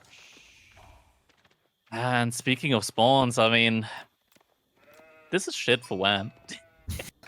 He's getting the same treatment that PuppyPaw got in the last game with the forward berries, forward gold. And stone. And stone. Granted, stone is probably not the most important thing here. Actually, he opted for the early olive grove opening here. That's interesting. It's not something that you see that often anymore. Ever since the farms that get nerfed, you now need 2 drop-offs of wood early on in order to be able to afford that rather than just 1. Yeah, But it's tough. It's tough, right? Like to approach this matchup correctly. Actually, one of the biggest benefits of the Mongols against the Byzantine, that early spearman tower rush on the berries, PuppyPaw's dropping a pasture. it's not only the berries, it'd be a tower rush. One tower would Now he block sees all it. 3 resources. Now he sees it, but the pasture's finished. Now he sees, oh wait, my opponent has forward berries. And gold. One outpost would block everything. And now Wham sees this and he goes, my crap spawn doesn't matter at all. He's not outpost rushing me. In Germany, we have the saying, the pen was already riding. People that speak German know what's going on. I'm not going to elaborate for anybody else, but man, like Wham, that's huge relief for him here. I am shocked to see that. But Wham, he's going to be having a very, very quick feudal age. So he's whining and dining over here right next to the berries. Won't have a worry as far as that olive oil goes. So his olive oil income is about to be through the roof. Ooh, wow. That's a good sheep haul, though, from PuppyPaw here with his scouting pattern that he did. Yeah, definitely a good sheep haul. And he's got even more sheep with that pasture, man. Like, this is... That's a lot of sheep! And Wham is going to see this, and he's going to be like, man, brother, thank you for not tower rushing me. Yeah, thank God that I could imagine if he had tower rushed and denied the berries, and you're like, yeah, and I also got 80% of the sheep on the map. You're like, Wham would be in such a bad positioning point being denied off of those berries, but instead, sitting pretty. Thanks, bro. Oh man, yeah, just huge relief in this game for Wham. Lots of unfortunate things happening here, followed by lots of fortunate things all of a sudden, and that's when you gotta feel really good, right? Like you've been through the hard times, now the good times are ahead of you. But we're gonna have to wait and see. Like this, Mongols can still make things happen, right? Like PuppyPaw, he's banking up a lot of stone, so lots of double produced units could be still coming in here for us in Feudal Age. Exactly. And obviously Rocky River being one of those maps that Market is in a solid positioning to trade boom a little bit, and Mongols being a great civ to do it. That's their way that they kind of explode their eco. Also forces your opponent to get out on the map a little bit more, which Byzantines don't have too big of a problem doing. But now the winery's finished, and this is where the olive oil income is about to go through the roof, like I was mentioning here.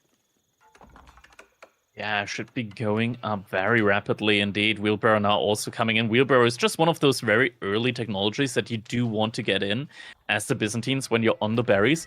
Just because as the berries expire, you have more and more walking distance, which makes it actually almost more better than horticulture first. Yeah, exactly. Khan being annoying as possible, just poking and prodding, and that's still just the Dark Age Khan. But the villagers, it's always nice kind of getting some villagers down to lower health later on in the game. You might be able to, take a villager down with just a single Keshik charge instead of needing 3 attacks. That Silver Tree moving over to the Uvu tells me that we're probably going to get at least one batch of double produced traders here from the Silver Tree. Yeah, I always remember PuppyPaw being the one that he would do 1 to 2 batches, and then he'd move it out to the corner, and then he'd be like, that's good enough. Yeah, like Q2 immediately, yeah. Mm-hmm. So that's what I see a lot of times with him is he's like, I'm not trade booming. I'm just giving myself a little bit of an eco lead to give me that little bit of extra boost. Now it's all into Keshiks. Now it's all into actually, getting my own, map control myself. Horseman play now from Wham. I believe he probably is expecting an archer follow-up here from PuppyPaw. It kind of makes sense just because you can just double produce archers a lot more because only 80 stone to double produce an archer compared to 200 stone to double produce a Keshik. Yep. Khan still just being annoying as possible. Spots out that first horseman coming out from Wham. And here's where the Keshiks will circle and probably go for Wham's gold first if I had to make a guess. Well, after the boar play. I'm not sure if he's already put down his mercenary school yet. There it is. No, that's a barracks. Yeah, that's a barracks. So no mercenary school yet. He's already at 600 olive oil in the bank. Yeah, typically you want to get that in queue going pretty. Oh no. He's gonna realize that, right? He's gonna notice. Yeah.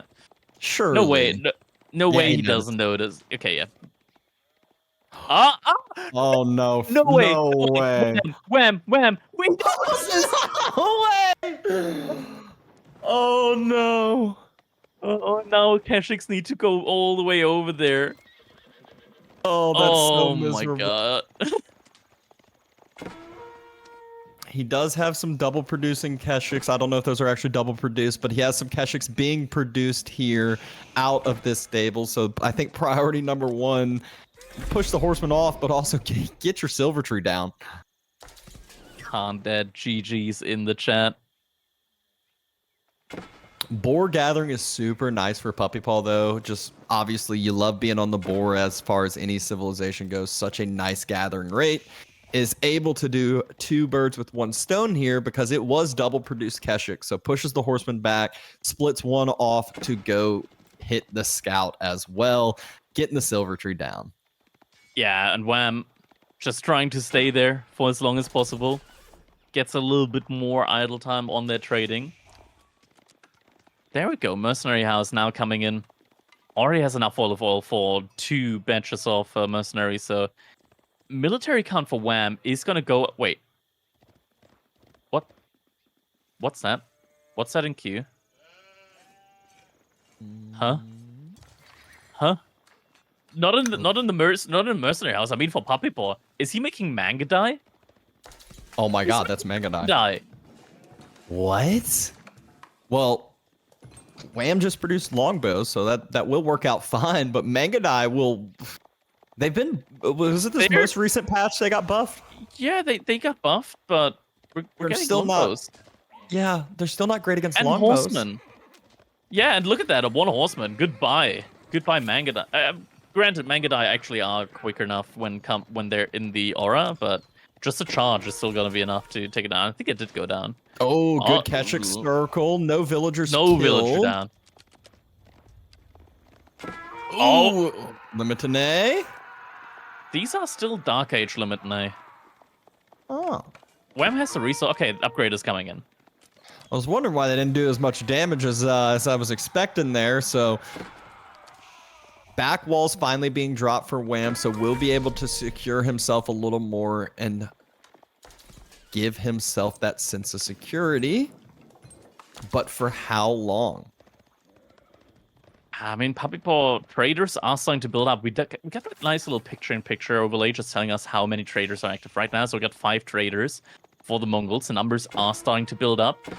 But Wham's economy, the olive oil, he already has a lot of olive groves active right now. And that just means that all the more mercenaries are going to be coming out. And once he starts moving over, once he's fully walled in and actually confident in being able to move out of his base, it's going to be...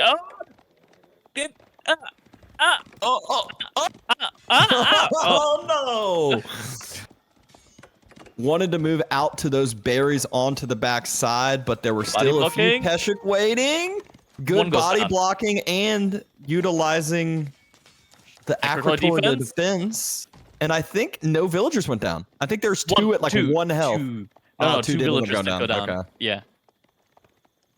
So they did end up falling. Trade now up at 7 a pop. Remember that Silk Road for the Mongols. As you get more, those traders start being more and more effective, having some more resources, getting a little bit more efficient. Make more, get more. Sounds fair to me. But that's a huge army from Wham. Hitting the trade line now.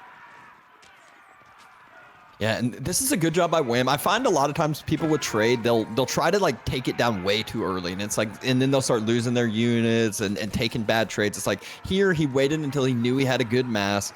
PuppyPaw can't really take this fight. Maybe he is going to take this fight. It's Mangadai and Keshix versus a lot of Limitanai and some longbows. Looks like the horsemen split off to go do some raiding. Yeah, I mean, granted, with the longbows, could be able to. Yeah, there we go. Starts focusing down the Mangadai. I'm not sure if he activated the shield wall.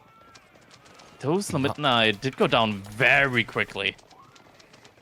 More Next group of reinforcements. longbows are coming on in, so longbow numbers up to 10, but that's right as all of the Limitanai got picked off and taken down. The next one moved forward too far. Keshix do a great job at clearing up any of a ranged mass that's not fully, you know, able to like 1, 2, 3 shot them just because of that little bit of healing they get.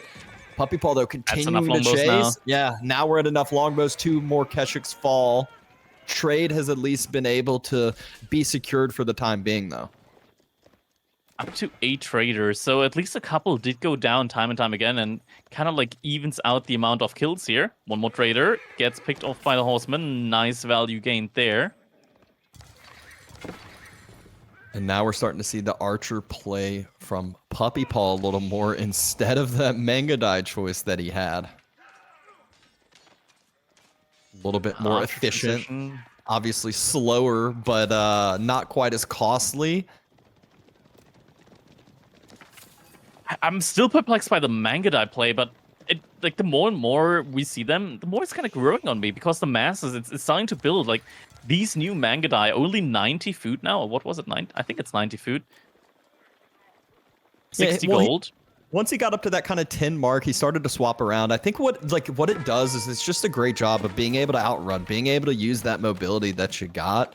Pasture, another pasture coming into play. And Wham constantly just sending more and more of these horsemen to take down the traders and takes down 2 more. Definitely just getting great use out of them. Look at the Mangadai just keeping up with the horsemen, just being so annoying there. But once again, more horsemen there on the side. A couple more traders going down. PuppyPaw's fine with it. He's just investing more and more into Keshix, and that's a dangerous amount of Keshix that's building up right now for him.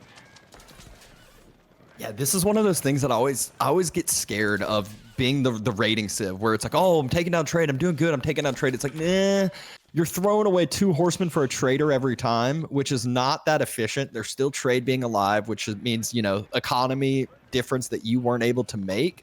And now your military count slowly starts trickling down and lagging and lagging. Ooh. And then Keshix become too big and too scary to deal with.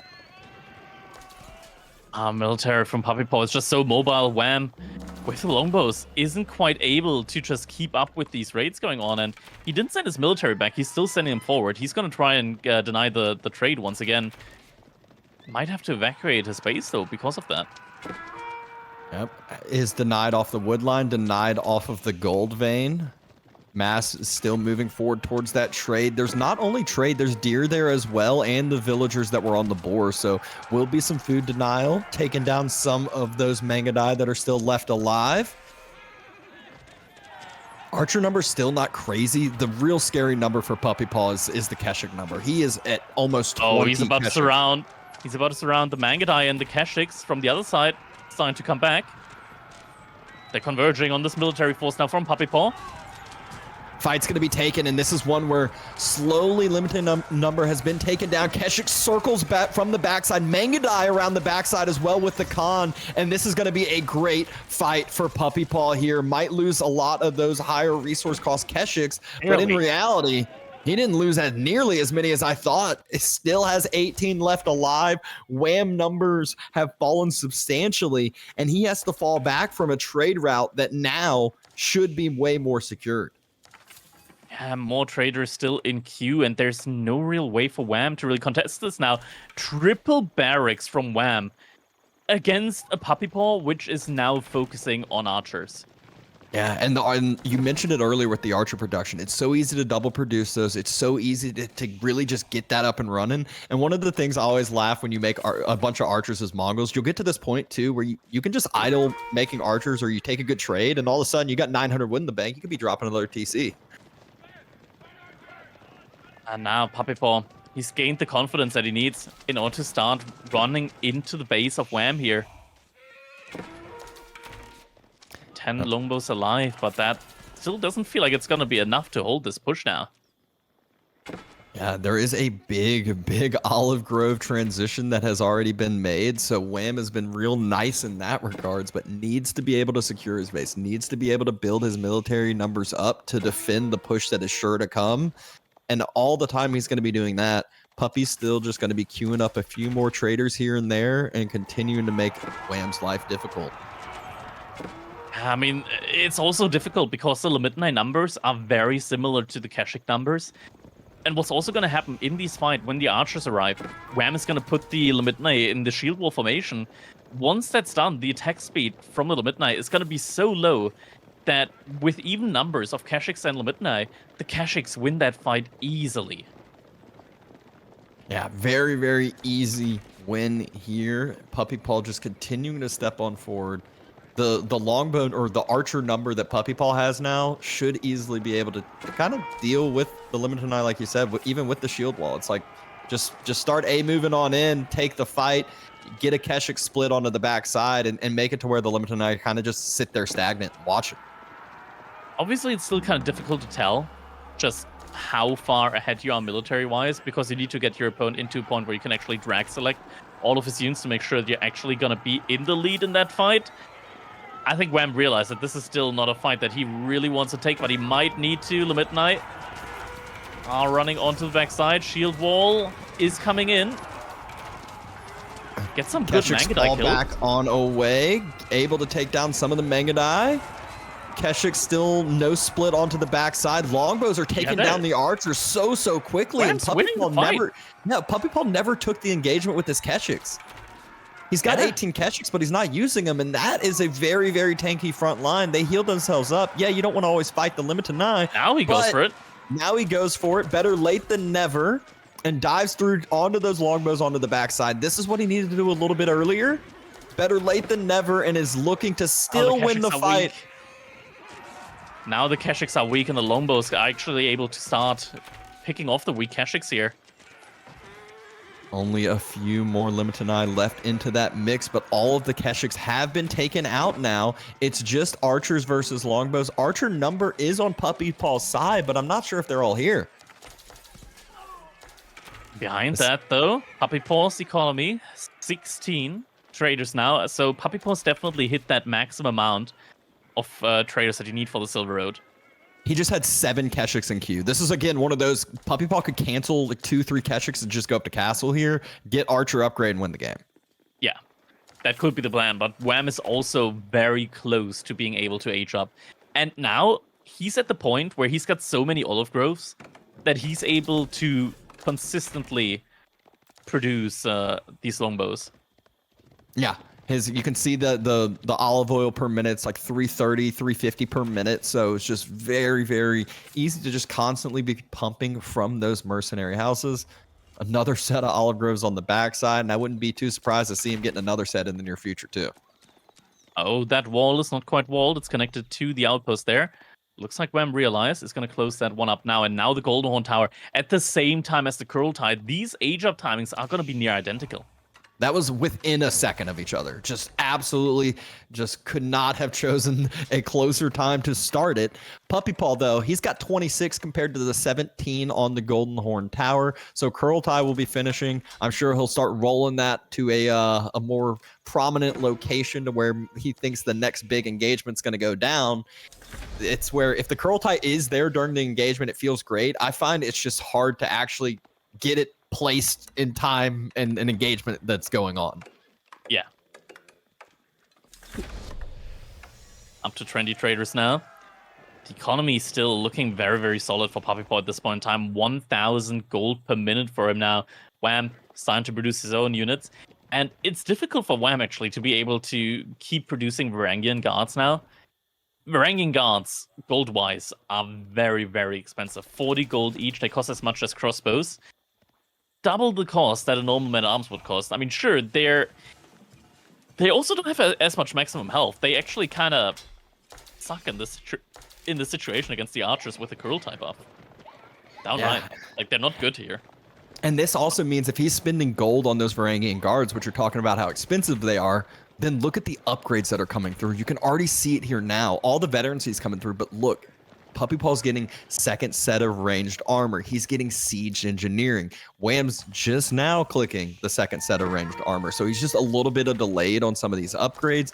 And PuppyPaw places the curl tie, replaces Right it a in little the bit front. further forward. He wants this fight here and now, able to get it down right before the units from Wham arrive. Upgrades are still not yet through for Wham, but they will be in the next couple seconds. And ultimately, numbers very, very even. There are a few Varangian guards there that PuppyPaw only really can deal with this Keshix. But it was Mangonel. advanced engineering. It's the Mangonel being built. Double outpost forward as well. You can bet that these are going to be Springled emplacements as soon as PuppyPaw gets them up. If he can get him up, curl tie, it's getting pretty It's low. taking a about to lot get of down. damage. That thing is getting taken down so quickly. There's so many melee units there. It's 30 Limitanei there. Mangonel, though, just about to finish. Just There it finishes is. in time. Fight's being taken. Archers just get to chill on the backside. Good split by Wham. Dodging Very good out those split. shots. Curl tie is able to set up again, but the Varangian guards have split on the backside, so it's going to be all about the micro here.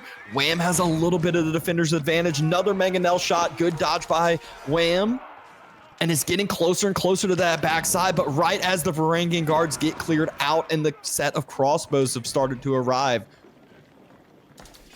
I mean, he needs some anti-siege right now against that Mangonel, because if he just lets these outposts get up, this position, it's going to be very tough for him to fight that back, because for every single building that PuppyPaw starts destroying here, he's going to get more and more bounty. As soon as the Mangonel starts getting some shots off on those Olive Grove, it's going to be a lot of bounty very quickly. Yeah, and that's not only the bounty that he's getting, that's denial of precious resources that Wham needs. He needs that food income. He needs that olive oil income. PuppyPaw's continuing to step up, and we're going to see some land snakes hopefully into the mix for Wham to mix on in with that front line he had and get some great AoE swings, but there's still a lot of time there. Oh my god, Varangian guards not able to take out the Mangonels. Yeah, they're not able to tank anything here. They're not a tanky unit in this situation, and they're a very expensive unit at that. Yeah, In PuppyPaw this also situation, knew you it was want to make coming. the cataphracts. Yeah, Rather than PuppyPaw making knew the it was coming cataphracts, too. Was able to get 10 crossbows out on the field already. So with that massive range mass that he has, he's up at 50 ranged units, and it doesn't matter if there's Varangian guards, Limitanei, or what. There's so many there. They're going to get killed. Another set of Springle now being built, making sure that if Wham starts to produce that Springle, which he is, PuppyPaw will be even with it, and Wham has to choose between a Mangonel or the Springle to attack. Here we go. Springle turns around, should kill the enemy Springle from... Oh, shows the Mangonel No, first. goes to Mangonel. Gets the it. Mangonel. Springle's Gets getting repaired. close, but villager repair. What a good job by Wham. Is able to take down the Springle. Able to hold this now. He's got the defender's advantage. Did PuppyPaw step a little bit too far forward here now? Looks like it. There's still a lot of longbows remaining. Not as many archers at this point in time. Sure, the cruel type buff is there, but might not be enough as the army from PuppyPaw is getting thinned out drastically now. Yeah, Varangian guards are popping up right next to where the archers from PuppyPaw are. So if they aren't being constantly microed, they start attacking Varangian guard, and the longbows are just shredding them, shredding some villagers as well. PuppyPaw, he's starting to get cleaned up, and Wham, he might have just, again, been able to hold this push. And will he be able to break out, though, and take down the trade? There's the cataphract. Keshix are coming in on the Springle. It's getting repaired. It's staying up. It's actually staying up. It's staying alive. Unbelievable. Springled stays up. Longbows still attacking. A few men-at-arms into the mix for PuppyPaw now, so Wham's going to need his own sort of crossbows or just more Varangian guards. Crossbows, fire it on the curl tie. Oh my god, they're 500 getting health. Remember, as it's moving, there is no ranged armor. They are taking the full damage, and the curl tie goes down. Wall that in right now. Make sure your opponent isn't getting that up anymore this game. The curl tie is such an important landmark. Getting destroyed.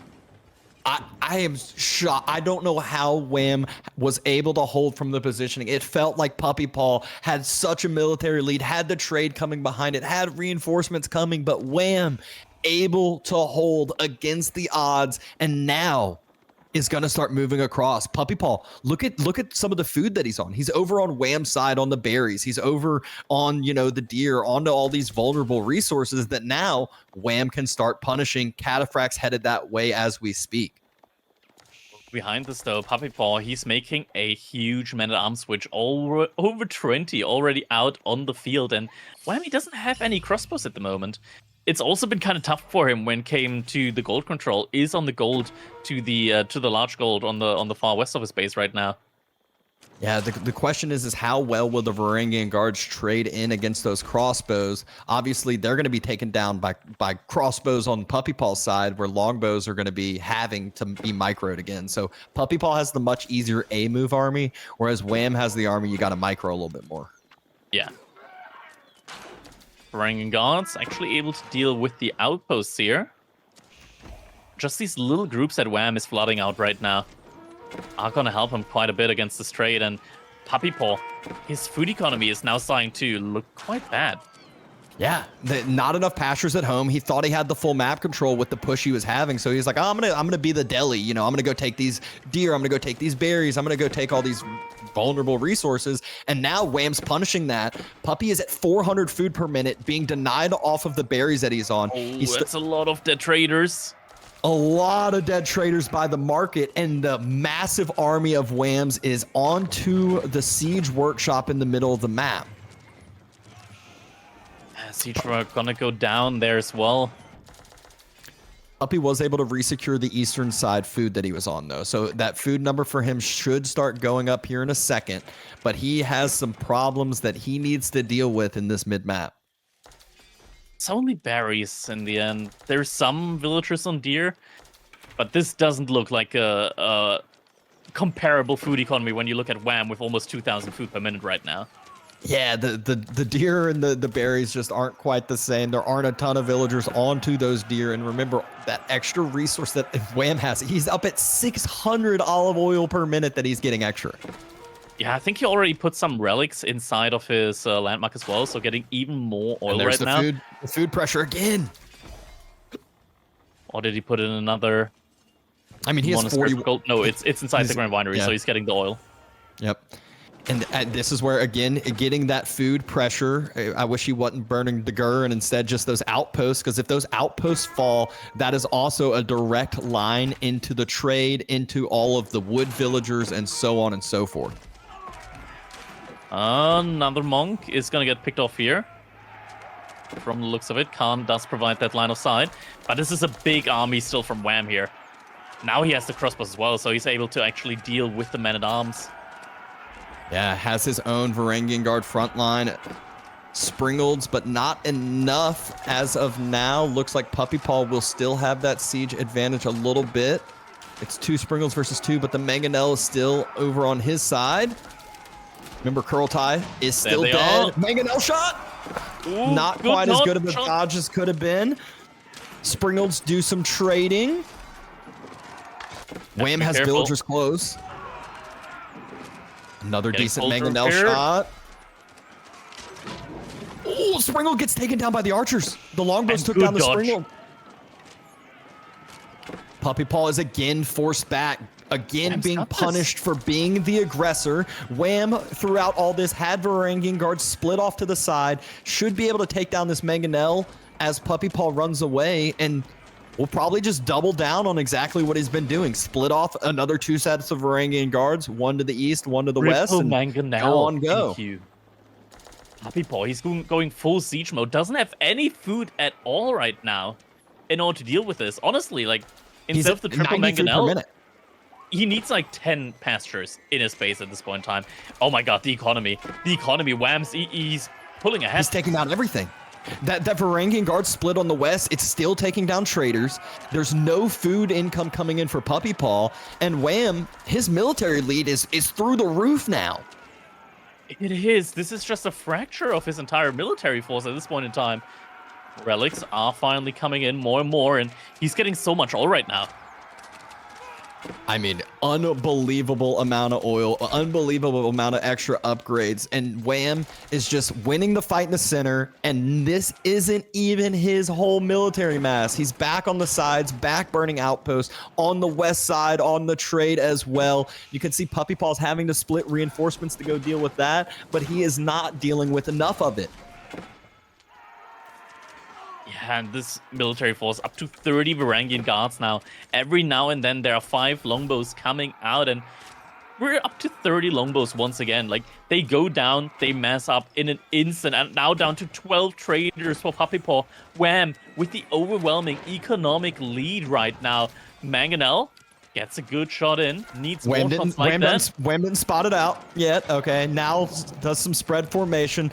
That longbow mass, though, it's the least of his worries. As now, look at the east side. This is it. Oh, that's a mass migration, no! but it's so many sprinkled outposts as well. 4 sprinkled outposts, but where he's going on the berries, there's none. That's just kind of blocking the path. It was like a pseudo wall that PuppyPaw made with sprinkled outposts. Kawasan's coming down. Oh, it's Wham is ready to end this game. Puppy, he's onto the berries again. Wham didn't spot it out, but Wham is the one leading in eco after all of this. Yeah, PuppyPaw right now on his last leg tries to go for the mass siege defense, and now Wham with the siege on his own side is starting to push in. What a game. What a series. I mean, I thought it was over when Puppy was knocking on the doorstep with the curl tie, with the big mass, with the mangonel, the siege superiority. It was not enough. Wham held. Wham plays that macro game, played that defensive game, and now is quadrupling the military mass. And at this point, PuppyPaw finally gets a little bit of food in, and once again is getting idled out on food, just with 15 food in the bank. No more coming in. Pasture's finally coming in, but it's too late, and now the Men-at-Arms are in. Oh, the Varangians are in at the woodline. Villagers trying to jump inside. The villagers that are running back from the berries, grabbing random straggler trees in the woods. They don't know what to do. Kawasan's pushing up into the middle, taking down outposts, taking down everything in their path. There is a small group here from Puppy to try to hold this. The triple mangonels are his last chance, but Cataphract, he laughs his way over that way. Same thing with the Varangian guards. And game gets called. Wham takes the series against all odds this last game and goes up 3-2. My God. He did it. Look at that military value lead.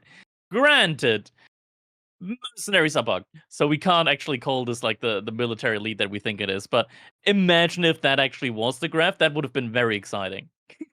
Yeah, and well, even still, it's not only the military lead, it's also you look over on the left graph and you see the economy lead for Puppy. It's, PuppyPaw did have a lead during that. It might not have been that much of a lead, but he did have a big lead on the military value during that and the economy. But good micro, good trades by Wham, utilizing that defender's advantage, and PuppyPaw overstepped a little too much, flew too close to the sun, and now will have to battle it out in the loser's bracket. And what an insane way to do it. I mean, the graph really tells the tale, right? We talked about the attacker-defender relationship between these two, and I think you saw that actually in the graph, Crackety, is although Wham did occasionally lose economy, there was no plummet, no quick divot that lost him control of the game. Somehow, someway, Wham pulls off a miraculous defense strategy that shows that he may have finally mastered this form of AoE4. Yeah, I mean, we never... I want to personally say that when I always thought of Wham, I thought of him as like the more aggressive version of PuppyPaw. This kind of seemed to like shift around a little bit recently. Now he's very confident in late game as well, and it's very impressive.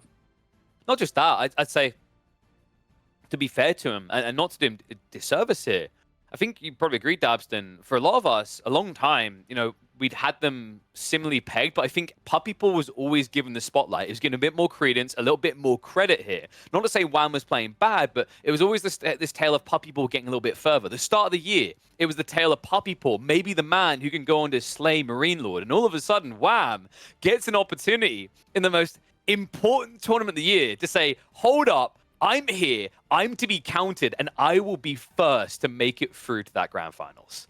Yeah, no, exactly that. I feel like a lot on the big stages, on the big tournaments, the S tier ones, PuppyPaw would just get maybe one round further than Wham, or Wham would just go out on this, against the Beastie in the semis or in the quarters or whatever it may be. This one, he breaks through, he gets on ahead finally. And both of these players, if you ask any of the pro scene, these are the two that people are talking about the most. They're like, they're in good form. They've been practicing nonstop. They're the ones that you should be scared of. Yeah, not just that. I think the other beautiful thing is NA strats coming through Crackety. I noticed a recurring theme in both of those Byzantine games. Cataphracts may have been more crucial in one of them, but I love the fact that NA brought their spice in, because I feel like it's always been Soldier, GUA, PuppyPaw, and Wham that have been trying to justify the Byzantine heavy cavalry. I think there's been plenty of players all around, but yeah, one of the main, I want to say, cataphract believers that I can think of is Divine. Oh, that's a name from the past. It's been a while. I think he's left us for a bit now, but it's interesting to think that way. Yeah, I think he was one of the players doing the trade the olive oil and fast castle build, right? Which I think also I remember Soldier trying to use an S tier tournament. But oh man, you were taking me back. We're gonna go down a memory lane here. We can do it a little bit. I think you boys have earned a quick stretch of the legs here, because I need to talk to people about what's coming up. We've still got 2 more series today, and I already see people asking about it. Beastie versus Lucifron coming up next, but we're gonna talk.